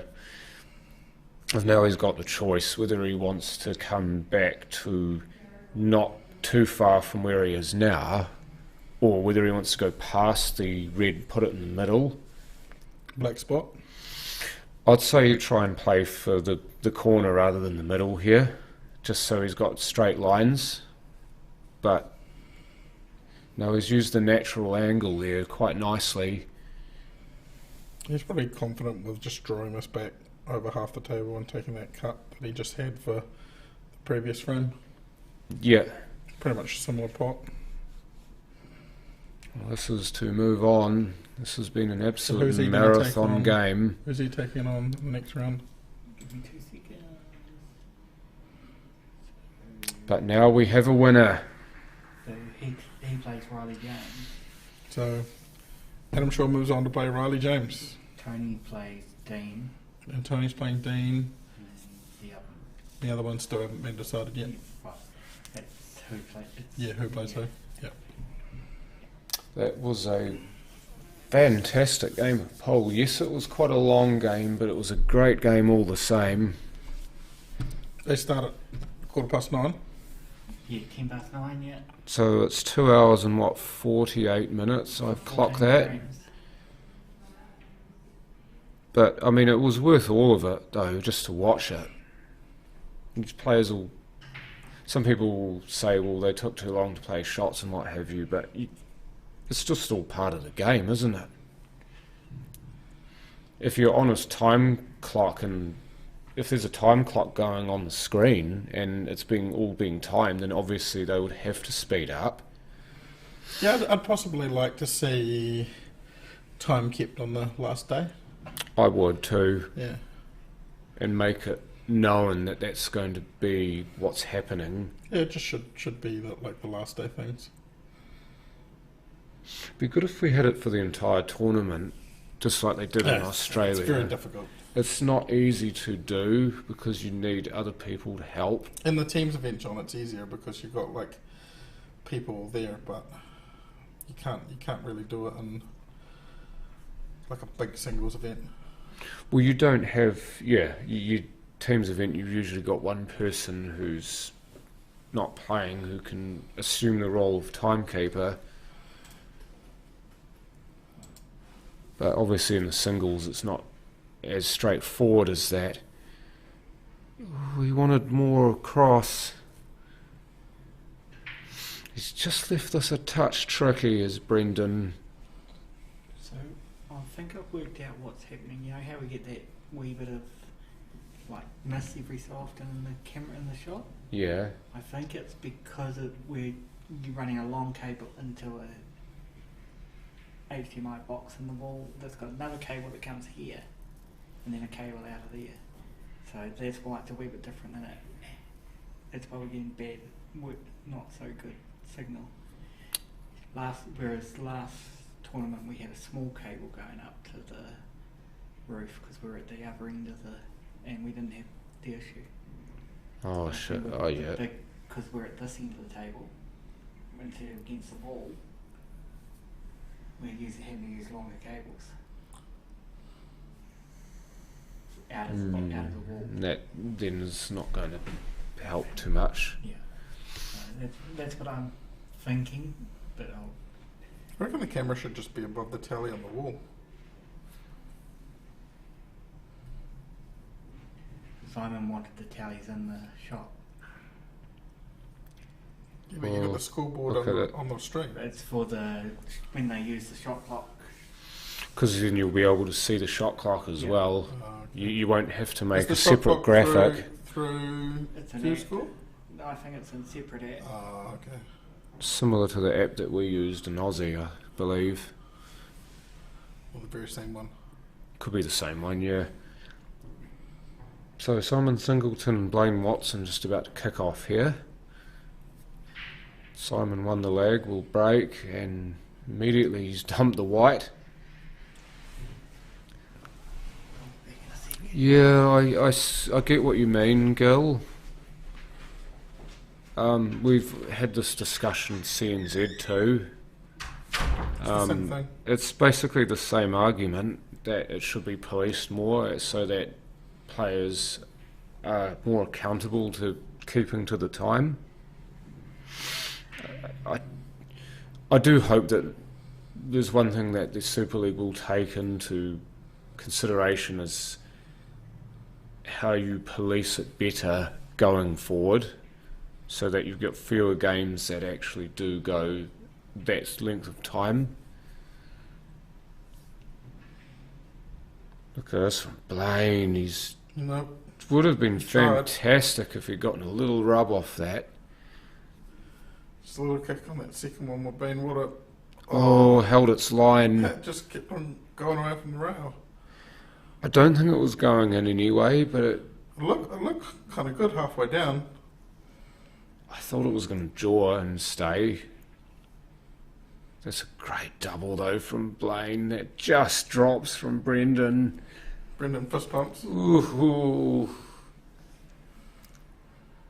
I think there's a bit of banter going on down there. It's got a lot of laughter. Mikey Bowen must be down there. Yeah. Give So the ninja some stick. 6-4 now. Brendan, he was 6-1 down.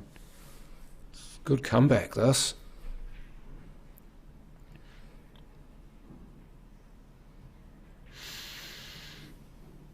Blaine isn't messing around with us. It was a pretty tricky finish. He made it into... Tad? Oh. I wonder how accessible that gap between the yellows was. if he could run forward into the gap there. Oh, the second gap, not the first gap. Yeah. The black spot one. Yeah, because obviously that would have been a bit harder to play for the black, but it would have been maybe an easier shot and less likely that you'll miss the pot. Obviously the risk reward is quite high, and if you had a look at the shots that he played earlier in the frame, he's willing to take the risk. A little touch there from Simon. Yeah, once he gets that touch bag going, then that's how you know that he's dialed in. No, I mean not yet. Not just yet. Hopefully it won't be long. I imagine that their games will be next up. Yeah, I hope that the next one streamed as a ladies' match. I genuinely do, because I was having this conversation with Brooke and Baden yesterday. Well, I kind of caught the back end of it, but she was just saying about how ladies need more representation on the stream, and I 100% agree with her. Hopefully there is the room here today to include some of those ladies' matches. Also the juniors too would be good. Yeah, juniors as well. 100%, because I'd imagine that at least stream the finals of both of those. yeah, I think maybe one of the semis of the ladies and then the final of the juniors. It would be fantastic to get more of those games streamed than just those. Because, I mean, the juniors and the ladies deserve equal billing, even though there aren't as many of them. They're waiting for the quarters at the moment. So you've got Denise, Jojo, LaQuisha and Kerry, and then Larissa has qualified from the losers qualification, and then waiting on Tony Blair and Kimberly Cullen. Tony's up 3-4. Tara's playing Gina. Tara's up 2-1, and Liz Hullen's up 4-0 over Corin Simpson. That's a big scalp though that Larissa's just had. Brooke Palonga is no slouch. And what about the juniors?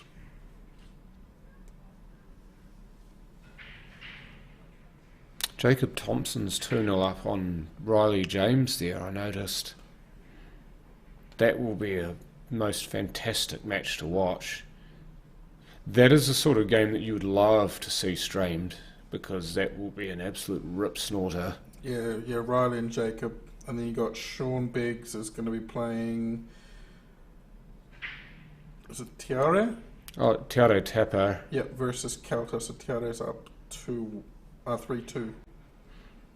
And they're racing to 6, so that's still got a little bit of life in them. And Jacob's playing Riley on table 24 below us.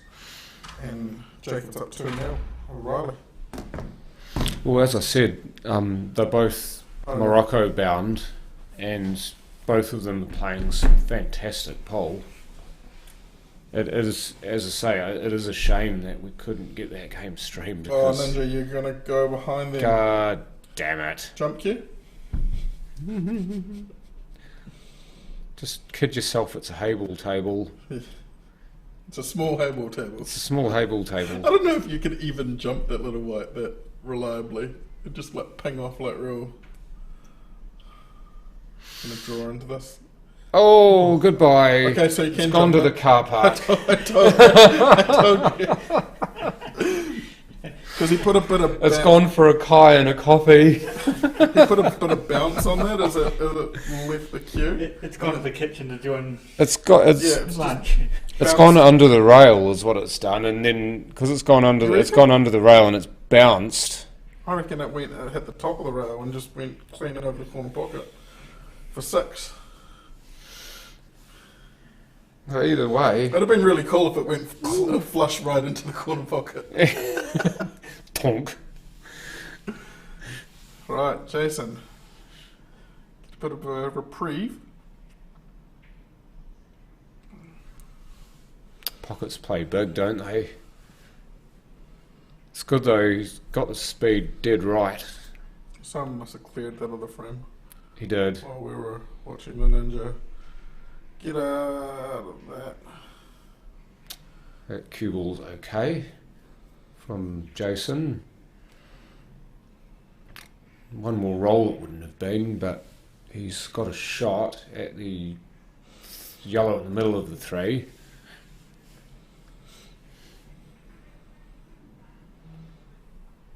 See, the timing's great, isn't it? You can get it to snap off the rail like that. Put a top here.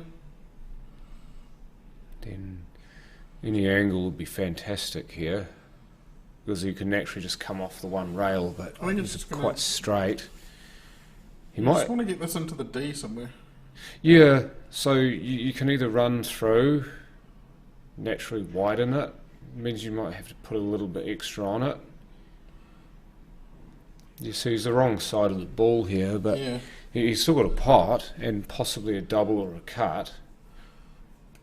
He's just unfortunately not wound up the correct side of this ball. I might just be happy for the bottom. I reckon he'll double this. Nah, looking at the angle, He's looking to the looking at the corner. looking for the cut, but I mean, it just depends on how he feels about it, doesn't it? If he likes this cut, and he'll take it. And he did, and he's nailed it. He loves the cut. Woohoo! Shut up, John. Claps going on from down there. Your game might be called shortly. Just finished, John. Okay, so wee bit of more action from juniors. Yeah, Riley James, well, he's through to the next round because we just mentioned him. 6-1 over James Harvinger. Te Ate Tapa 3-2 ahead of Calter Aubrey Stewart. And Sean Beggs has beaten Mason Sider 6-3. So What's you're the name? the next. Okay. 'Cause And then Mason's just Yeah, lost, so yeah. because Sean and Baden are out now. Okay, so I will take my leave. Looks like John's still a wee bit away. So you will be with John Not for a far. little longer, but Not far. hopefully you continue to enjoy all of this, and I will catch up with you all later. Thank you for watching.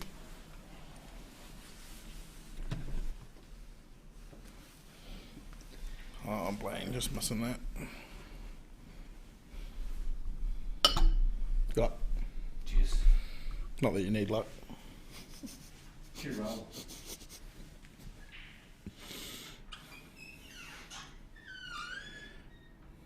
So, what does Simon do here? We're going to take that starting one to the middle.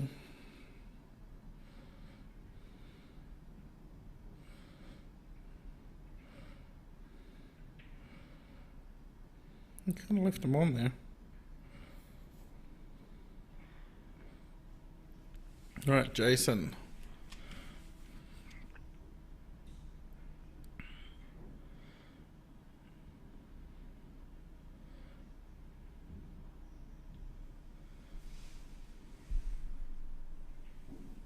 Just really deciding which way he's going to go about it.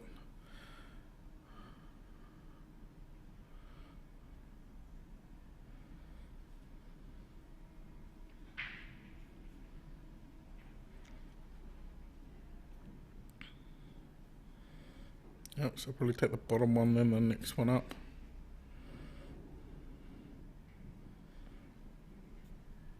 Simon just moving the black there.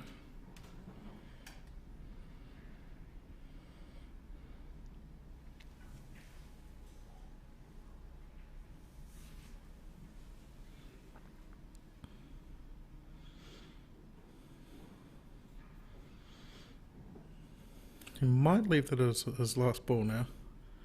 I'll take this top one and then try and deal with these three down on the left hand side.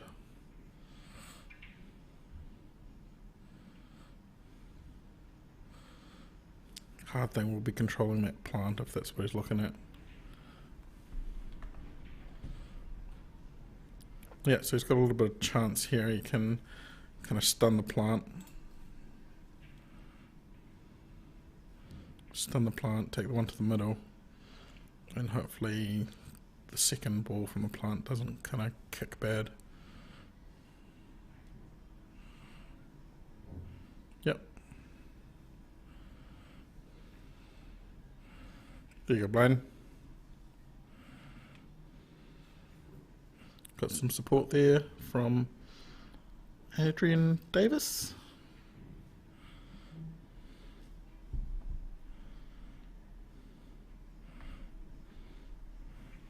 We're not looking good for this one. Simon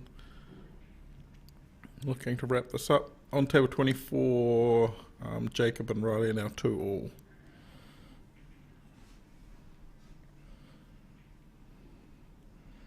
Oh, great shot there.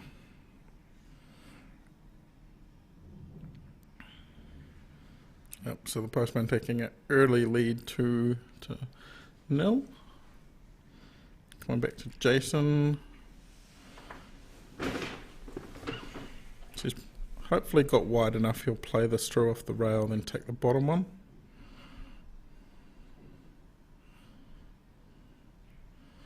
I'm imagining if that goes to the bottom left, the black.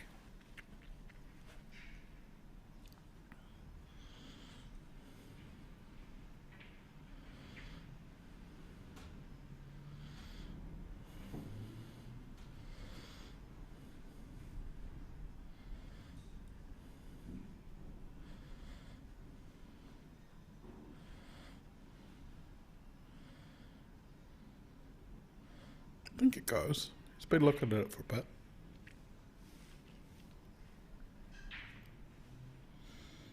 Right, frame 3 for table 17. Simon to break.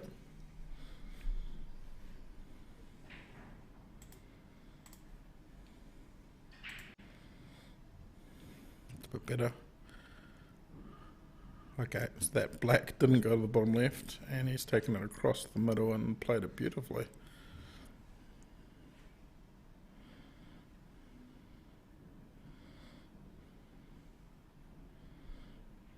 I think you could have placed that invertible.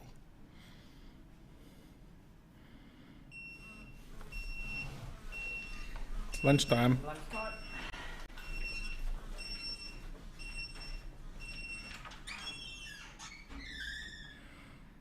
Oh, he's done all the hard work and then misses it. Bugger.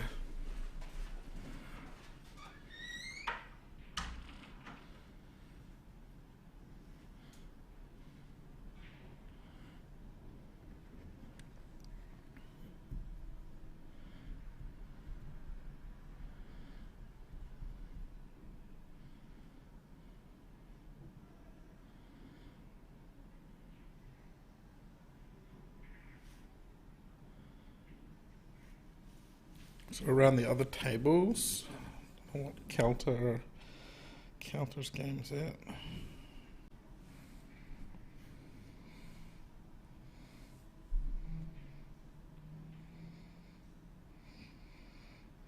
Kelter and Tiara's 3-all, racing to 6, so they're still going along down there on table 19.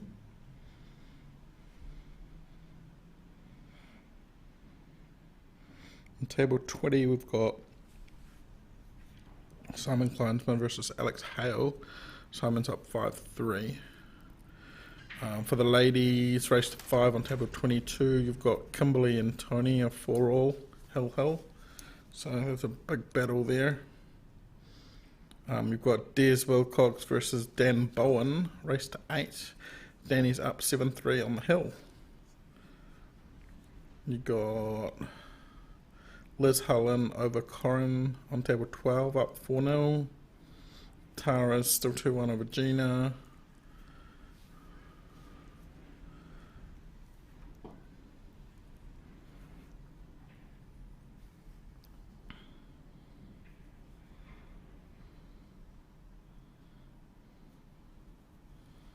Sean Biggs is playing Baden in the Mother's Day comp up 2-0.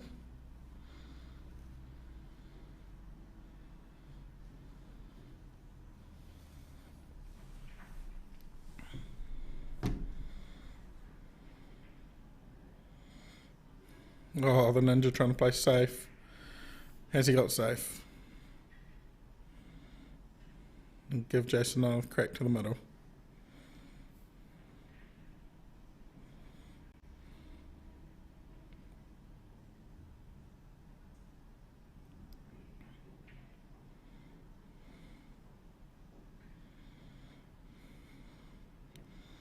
Might not go here. Might only have an edge.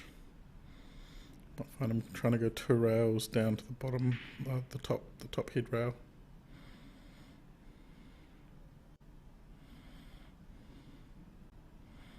Yeah, pretty good white.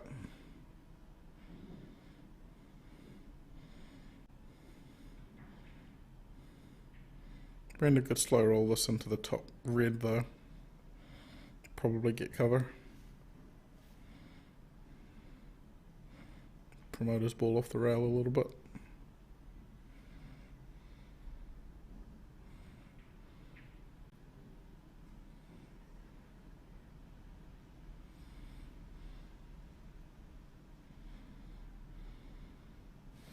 Simon running out of pause there, so just taking a safe.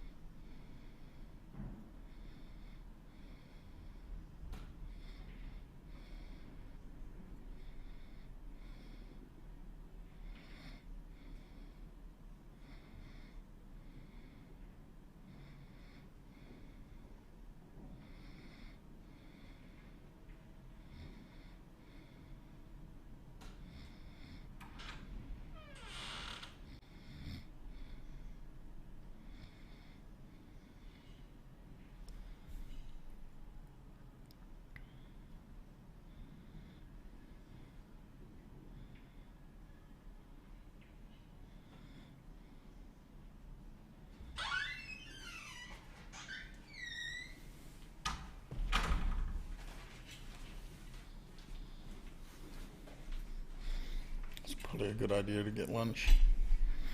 Yeah, the chocolate for lunch. Long day. It's like the whole restaurant's going to be chocolate in about 10 minutes. And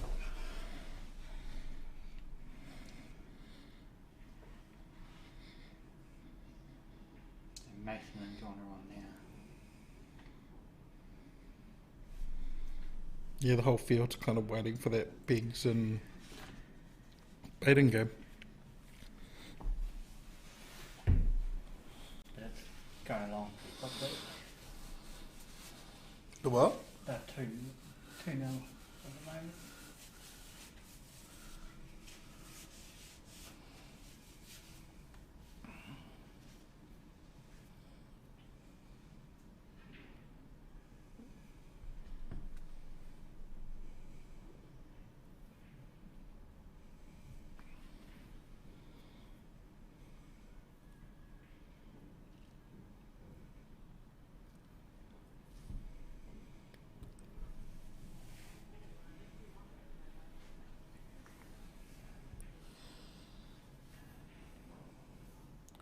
Maybe the reverse bank here for Simon and just try to run into those reds down there and woo! Beautiful.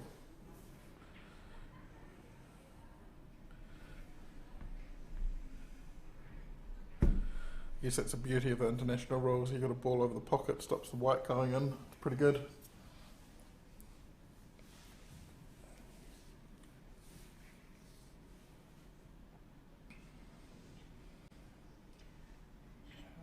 I'm thinking we'll probably do a reset before the next round of matches. Okay. But that's if I get a gap.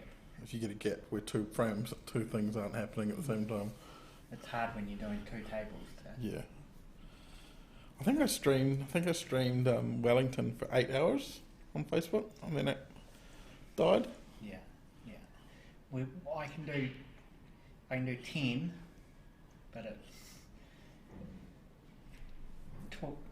if I go longer, it doesn't record the last, but it still streams it, but it doesn't record it.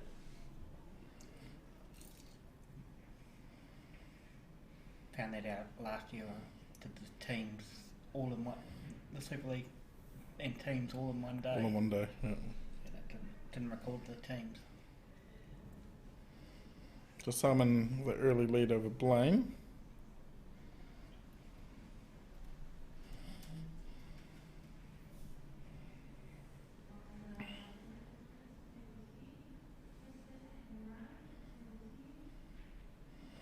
Oh, Blaine not hitting that at all well, but getting a bit of fortune off his other red over the pocket.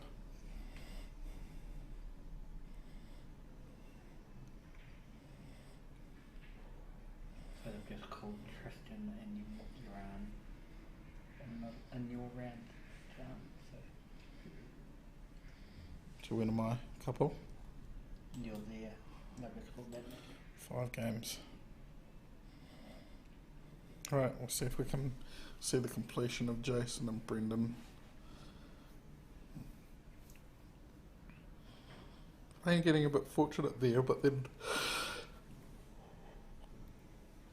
missing his ball to the top right. Simon now got a little bit of a cluster there.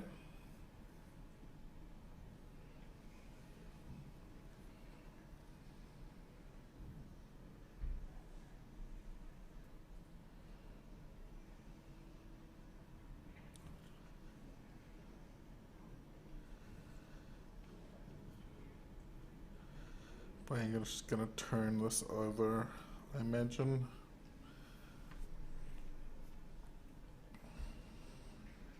The Ninja, I think, playing for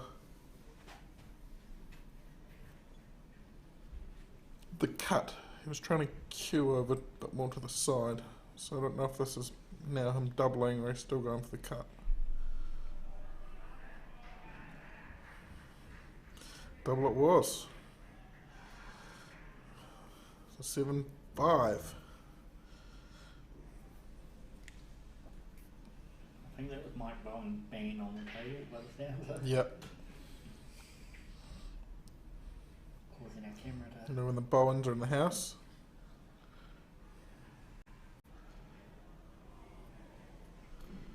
Does that glitch come up on stream as well?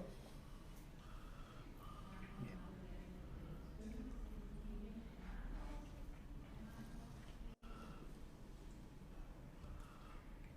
1, 2, 3, 4, 5 games. Right, I'll leave you here. Good luck, I guess I might probably see you in a little while. Oh, come on, Blaine. You might find that Simon might try to turn this over. So just run into his yellow, flick the red in.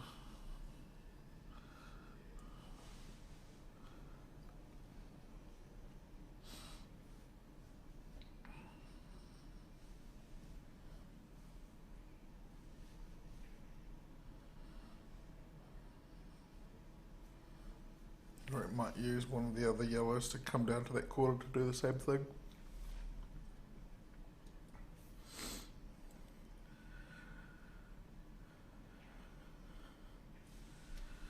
Alright, doing it now with this one. Okay.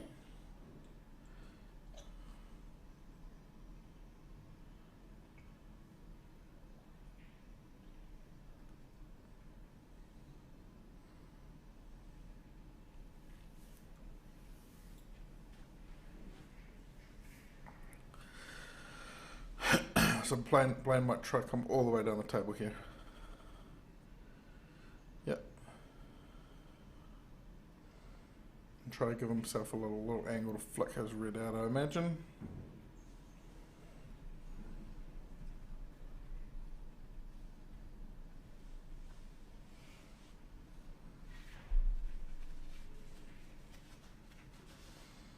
Beautiful.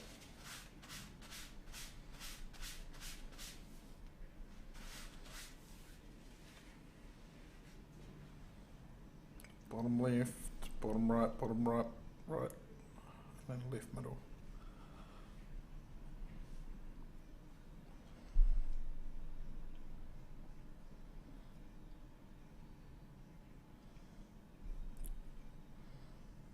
Checked it up in time.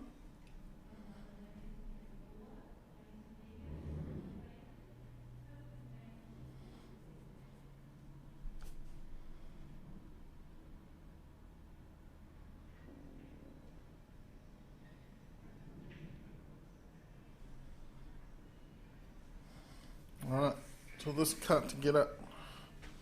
So come back two rails into the middle by the black spot for the 8 in the middle. Yep, nice bane. Are you 3 matches now? Good finish. Alright, I'll leave you there.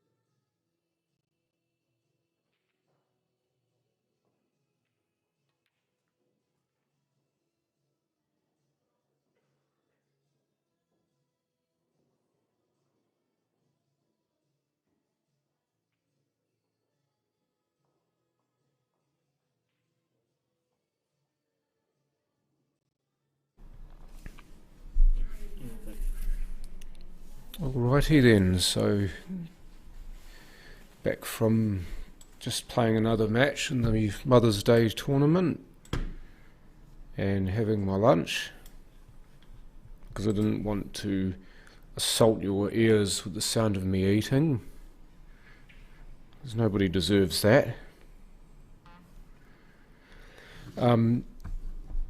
So we do now have 2 new games on our 2 streaming tables. Tony McMillan against Dean Garnett on the left, that is 1 each at the moment. Still playing a race to 8, because this is the quarterfinals that we're up to now.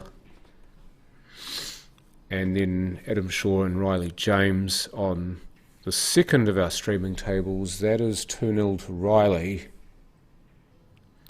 And at the moment Riley's looking to run through these and make it 3-0, but he's just a little further below this yellow than he would have liked. But that shouldn't be a problem. He's pretty much picked the position exactly.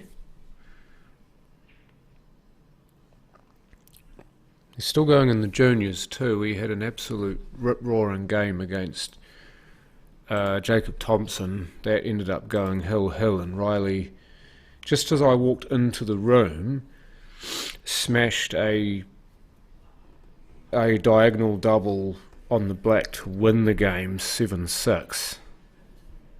There were 4 run-outs to Riley and 1 to Jacob in that match. Yeah, 4 run-outs to Riley, 1 to Jacob in that match. But you imagine the black about where between those 2 bolts, as he smashes another one in to go 3-0 up. But you imagine the black being near the 2 bolts to the bulk side of the right middle pocket, and the cue ball just in bulk. It's hard to describe really, but it looked like it was basically dead on for the diagonal double in the bottom left pocket that you'd see, and he absolutely smashed it in. It was a great shot. But yeah, his attention now turns to the men's event. But as I said before, he's got the chance to do something that you may not ever see anyone else do, and that is to win an Island Junior event, an Island Senior event, or the men's in his case, plus a National Juniors event and a National Seniors event, or men's event, in the same year. He's already got the North Island Juniors and men's. That was earlier in the year. Now he's got a chance to double them up at the Nationals, which would be absolutely amazing if he can do that.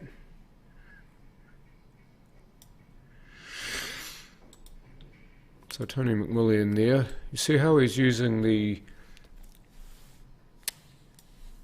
shaft of his cue to position the white ball. Well, you are allowed to do that, but you're not allowed to use your tip. You can use anything to position the cue ball if you've got ball in hand except for your tip, because if you use your tip, it is classed as you playing a shot.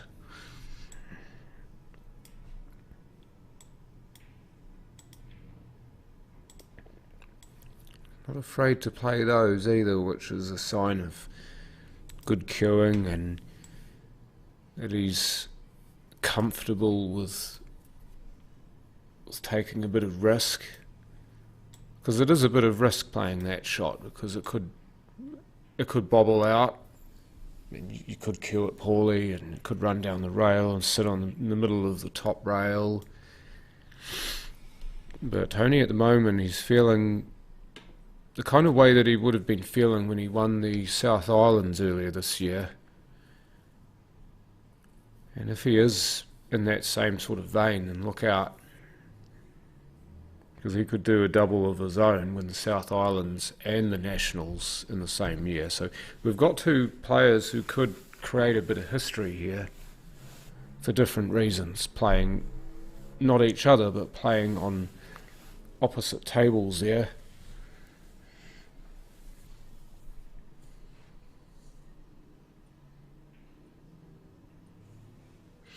Dirty snooker himself on the red and bulk. I think he has.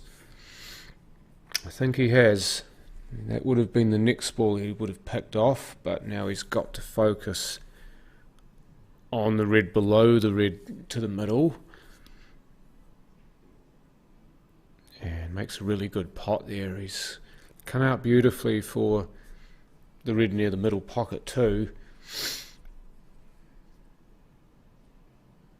So that yellow just outside of bulk could be a problem, because I would imagine he'd be using a few rails to get from here, well, especially now that he's nearly straight, but from here down to somewhere near bulk to have an easy shot at that last red.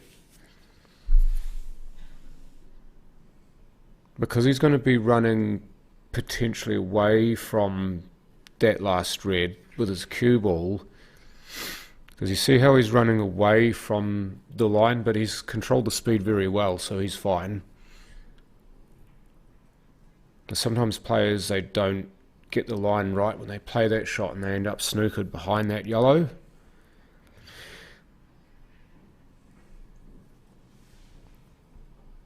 Shouldn't be too difficult, this. It would have maybe liked to have been a little straighter, but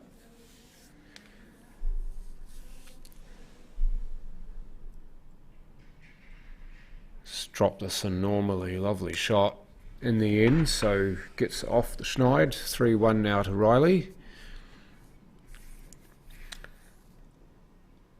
I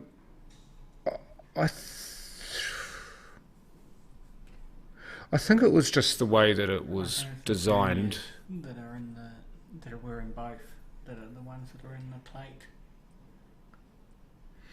Yeah, well, the juniors that didn't qualify for a certain point were also eligible to play in the Mother's Day tournament, as well as the players who did qualify in the men's and ladies, and the players who didn't qualify for the men's and ladies. They were all eligible to play in the Mother's Day tournament. The Mother's Day tournament is basically, it's more of a fun type tournament, but with a chance for players to get a better handle on the game. It's meant to be more of a participation tournament rather than this sort of one here where you are actively trying to win a national event, if that makes any sense.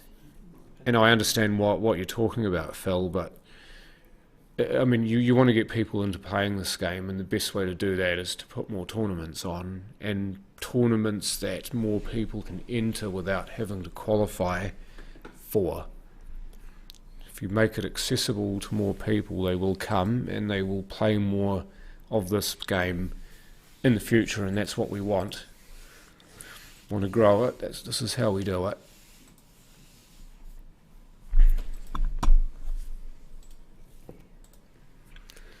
So one each between Tony and Dean. Dean just winning that frame to get us locked up again.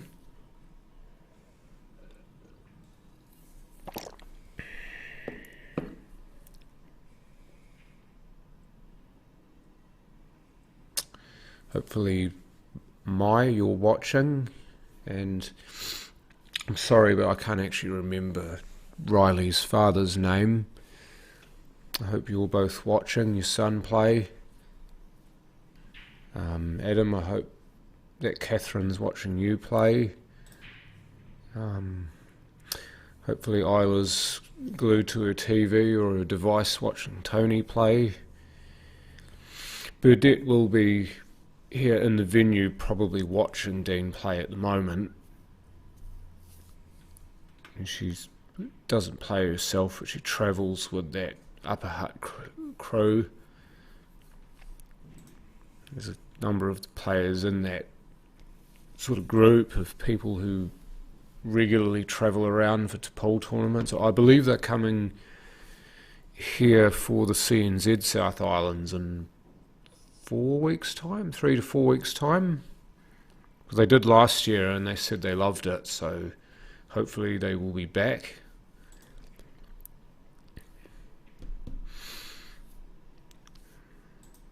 See the single teapot there, he's not wound up where he would have liked.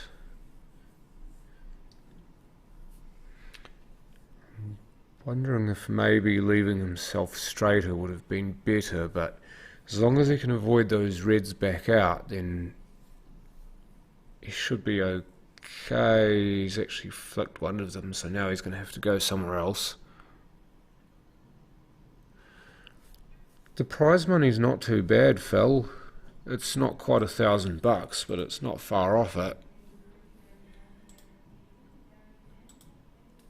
I'm not 100% sure what the payout is. In fact, it's to be confirmed, so I can't tell you.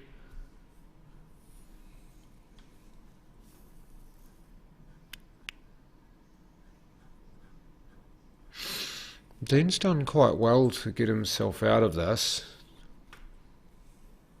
See Adam just laying up a snooker or a partial snooker there.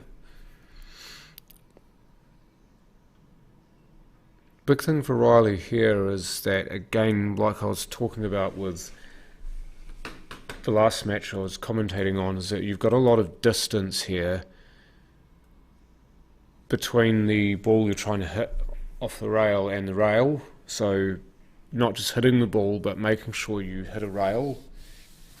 And of course, when you do that, you're liable to move a lot of balls around the table and potentially make stuff on for your opponent, like he's done there. So players do play to snooker just sometimes so that the table can be rearranged to suit them, because the only realistic way that Riley was going to get out of that involved having to hit either the head rail or the bulk rail, and then with a bit of speed to make sure it's a legal shot, and then you're maybe moving a red to somewhere better, or you're opening the black up, or any sort of good things can happen if you're the player who's put the snooker in. I reckon Dean will just go 2 rails here. Just head rail, left rail, black in the same pocket.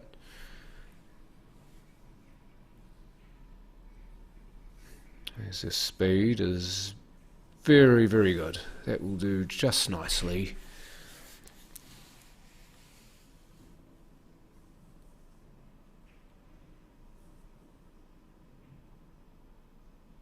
Down she goes. So now 3-1 to Dean. It was 2-1, not 1-1 before. Now it's 3-1. Certainly a different player to the one I played against on Friday in our last group match. Didn't quite have his position or potting boots on there, and now he does. He's showing us exactly what he's made of, and it's actually great to see. Because he is a very good defensive player, we all know that. We all know how good he is at laying up snookers and traps and all that sort of thing. But when you see him pot balls and get run-outs like that, and when he does flick that switch, he's up there with the best of them.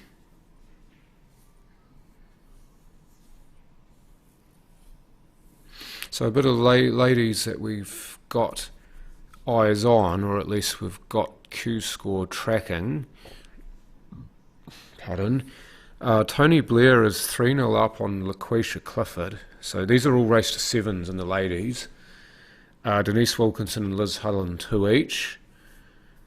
Kerry Lowe and Tara Jackson 1 each.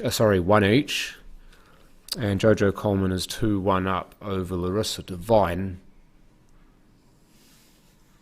And then juniors, you've got Sean Beggs. This is a race to 7 as well. Sean Beggs 4-1 up over Te Tapper. And that's about all we've got for that.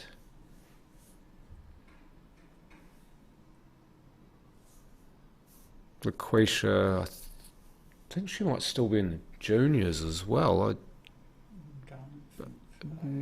Or did she get beaten in the last round played?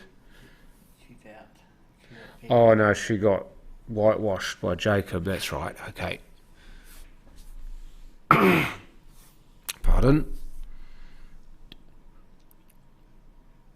Players have gone for a break on the left table. Riley, that is not your pocket. Get your hand out of there, Riley.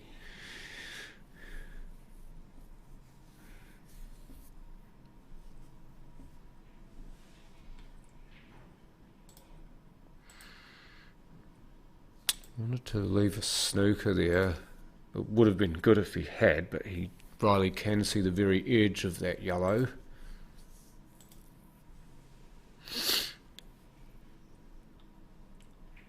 So now he's making them into a plant because he'll anticipate being snookered again here, but then any contact on that yellow further from the hole is a very good chance of going onto the one nearest the pocket and potting, because before that shot that wasn't really on, but now it is. In fact, he's potted that bottom yellow clean, and I just wonder if you go overhead, I just wonder if that ball goes middle or top pocket, so middle left, middle top of your screen, or the pocket that the bulk pocket, but he's just decided to play a little safety instead. So maybe it wasn't on anywhere, so that's why he's decided not to do it.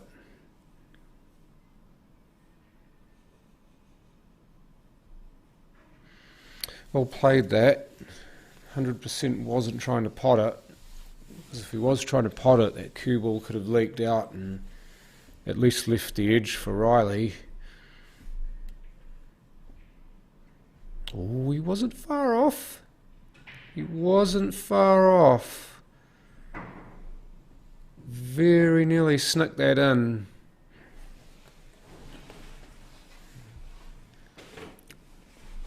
Adam going for the one left in bulk here, looking to get the cue ball to come across. He wants to leave the one he's closest to for the black, because it links nicely to the black. So, do you see the cue ball there? Because the other ball in bulk was right over the hole, he didn't have to worry so much. Because if he misses that pot, then there's a good chance that he leaves Riley snookered behind this red, which is why he's played them the way that he has.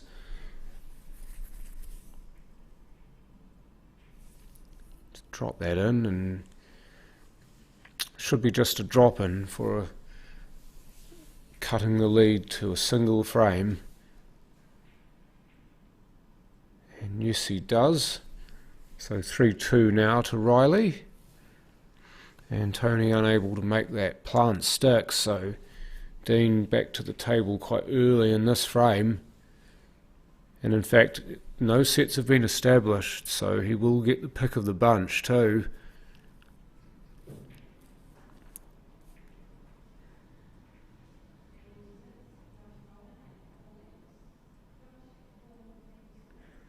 Okay, I didn't know that, Mr. Southwest. Well, Greg, should I say. To be fair, I don't take too much notice of that. And maybe I should.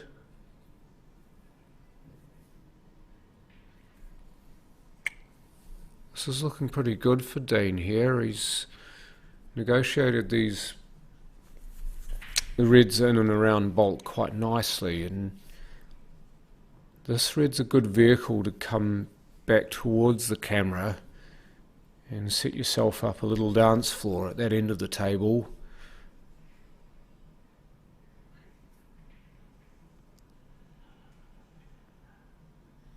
Now that's fine.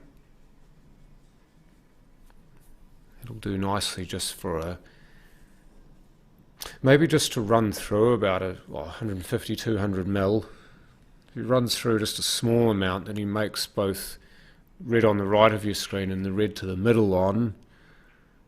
But he's not queued that well at all. He's just come off his queue and missed it. Yeah, he beat Des.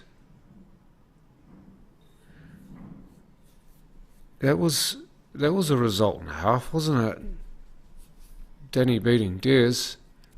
Des hasn't been in the best frame of mind, unfortunately, with his pole. It hasn't been as slick as we know it should be.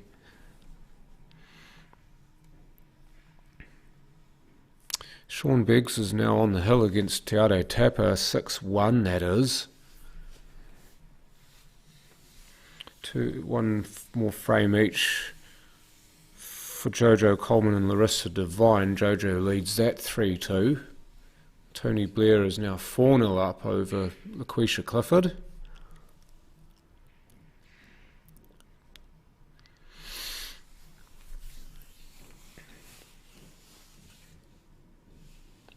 So we've got some fascinating matches here.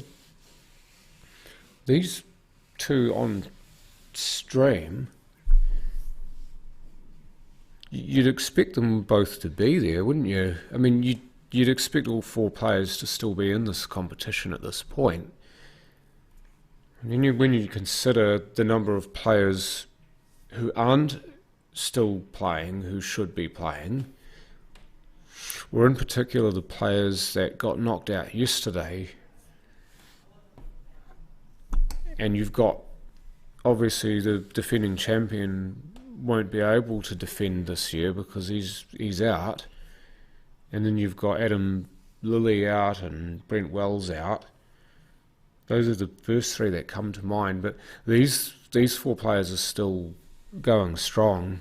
Like, they've not lost a single game yet in the post section. They still would be on the winner's side of the draw if there was still a winner's side of the draw. But now, of course, it's straight elimination.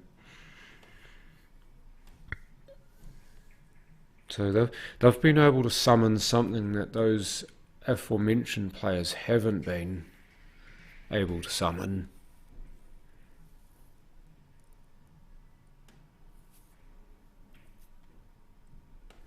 Yeah, when he plays just that freewheeling,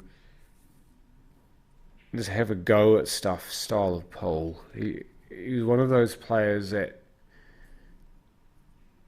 he can absolutely rip through frames when he's playing really well, and he makes difficult look easy.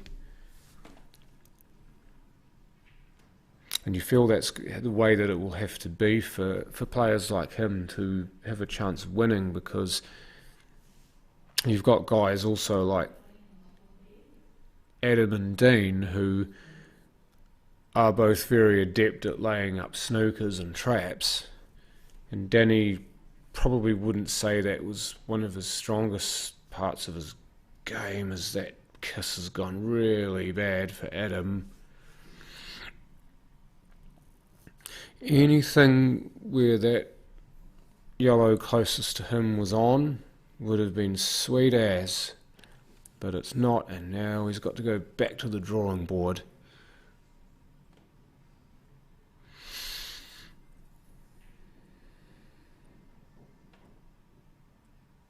That wasn't the greatest shot either from Dean. I don't think that yellow's touching. The yellow that Adams just pointed to isn't touching, so he will look to try and come off the right rail and maybe kick that ball in. So I like the fact that he's not just going to lay this up. He's going to try and pot it, and he wasn't far off. Dean looking for the triple here, I think. I'm looking to play bottom of the cue ball to maybe squeeze off that yellow that's next to the red. Well, not at all, and he wasn't far off. Was not a million miles away on the treble, but it is Tony back to the table.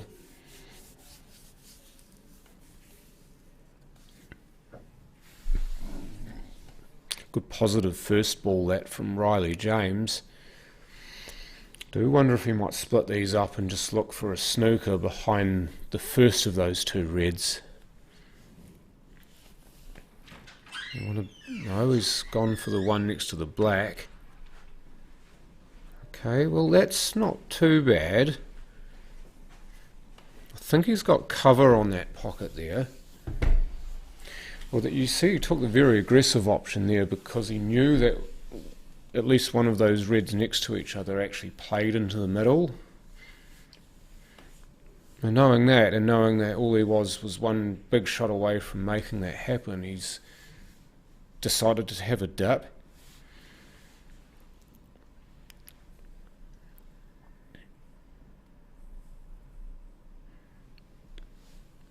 Just double this and just see how he's left the cue ball away from Riley being able to take a shot on one of those two reds. He's forcing Riley to get himself back to those two balls because they're his two problem balls. That's a massive pot down the rail though. Jeez, he's absolutely cued that.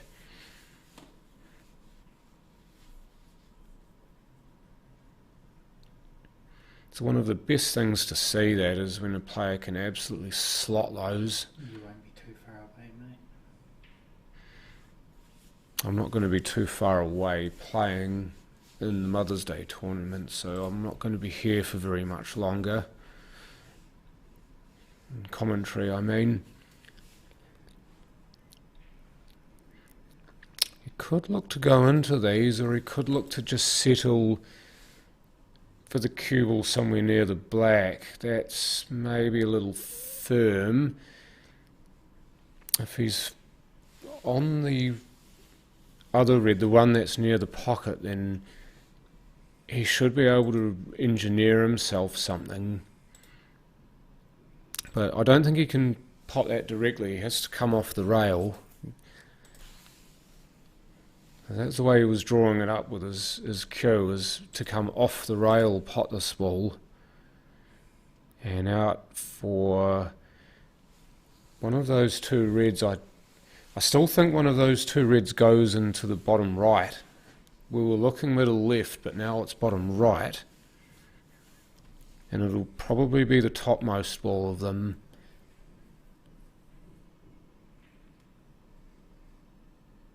Oh, that is an excellent shot. Jesus, that's a good shot. I think the black plays into this pocket too, so might just come across and put the black in the same hole. No, he's going to hold. This ends up with Tony and Kiri both when they play each other again in the semi-finals. They played this morning in the winners qualification. So Riley James again, Jesus, it's great to watch, isn't it? You love watching it. Tony McMullion, yes. Excellent shot on the black. I didn't see how it got to that, but I did see it go in the hole, and that's good enough for me.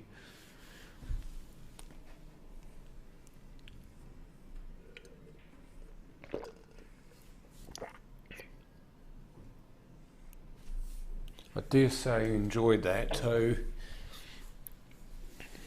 Now he's just a single frame behind Dean Garnett.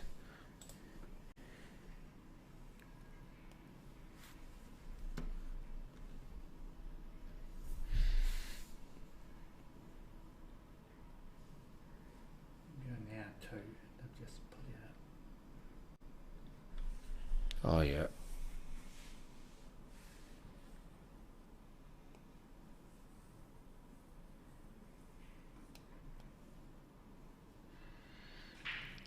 Seventh frame, table on the right, and Adams lost the cue ball. And the reds look good.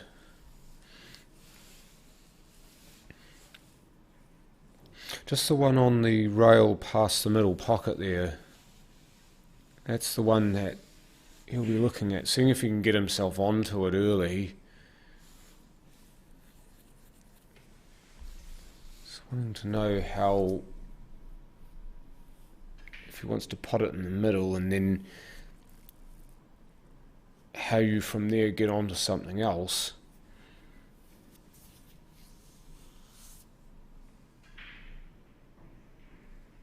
How's that look?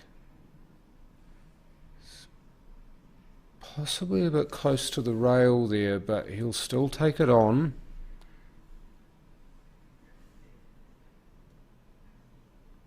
He made it tip.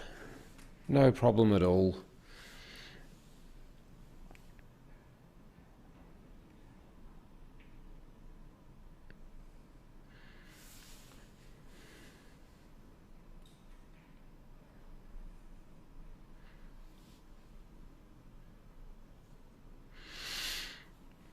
You see him taking a little bit more care on everything too. Normally he's a quicker player than this, but you see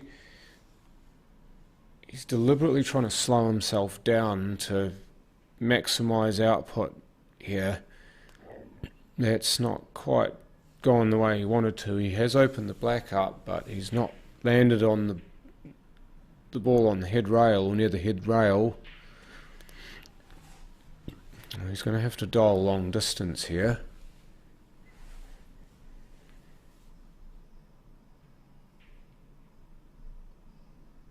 Around, needs more speed. Don't know if that goes past the yellow.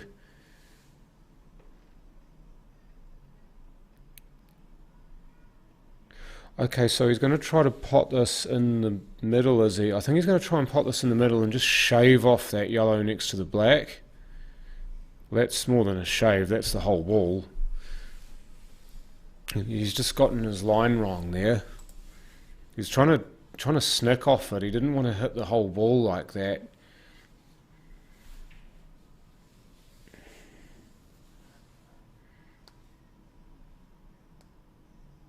So now he's going to have to come off the rail and see if he can pot that in the bottom right. And not to be.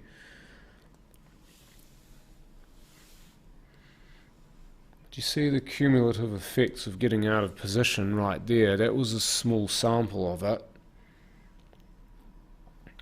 He tried to get that ball, the ball that he just missed is the one he was trying to get on when he ran into the yellow to release the black. Because he got his speed or his line wrong, he ended up not being on it, and he had to take another ball. He's played that beautifully. That's a great riposte from Adam. I don't think Riley can see through that gap either.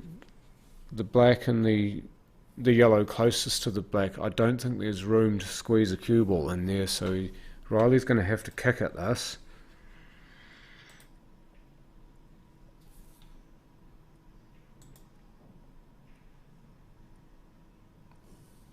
He's just played a kick and stick type shot there, and Adam's gone and dapped him up. Quite a few places you can go for a snooker here, Adam. But a lot of those shots do involve having to play distance. So you're having to track a fairway with the cue ball with quite a few of the shots. Yeah, so my game will be next. So I'll just see how Adam plays this, as Tony there just looking through the red sea to see if he can find the black anywhere. This might be interesting as well. He could have a carom off that red that he's looking at. The red that's just to the right of the black, he may be able to play a carom there. But he might actually have to swerve ever so slightly to get between the two reds that he's closest to. And then to have the swerve come out. That's a brilliant shot from Riley again. It was a snooker. He had to come off the rail. And he's done so perfectly. This is not an easy shot on the black. But he's given himself a shot. I just want to see if Tony gets this or gets close. Middle bag, no problems. That is again some sequence of shots from Riley. He got himself into trouble, but he was able to get himself out of it. And he's now 5-2 ahead. Not Dean, but Tony's still looking at how he's going to play this black. So maybe he's decided against trying to play the carom off the red. And now he's looking at maybe going one rail and either kicking it into the bottom left pocket or kick doubling it into the bottom right.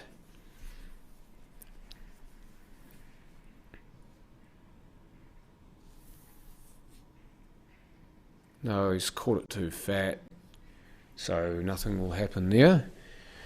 And that will be my cue to go and play my game, so thank you for watching and I'll catch up with you later.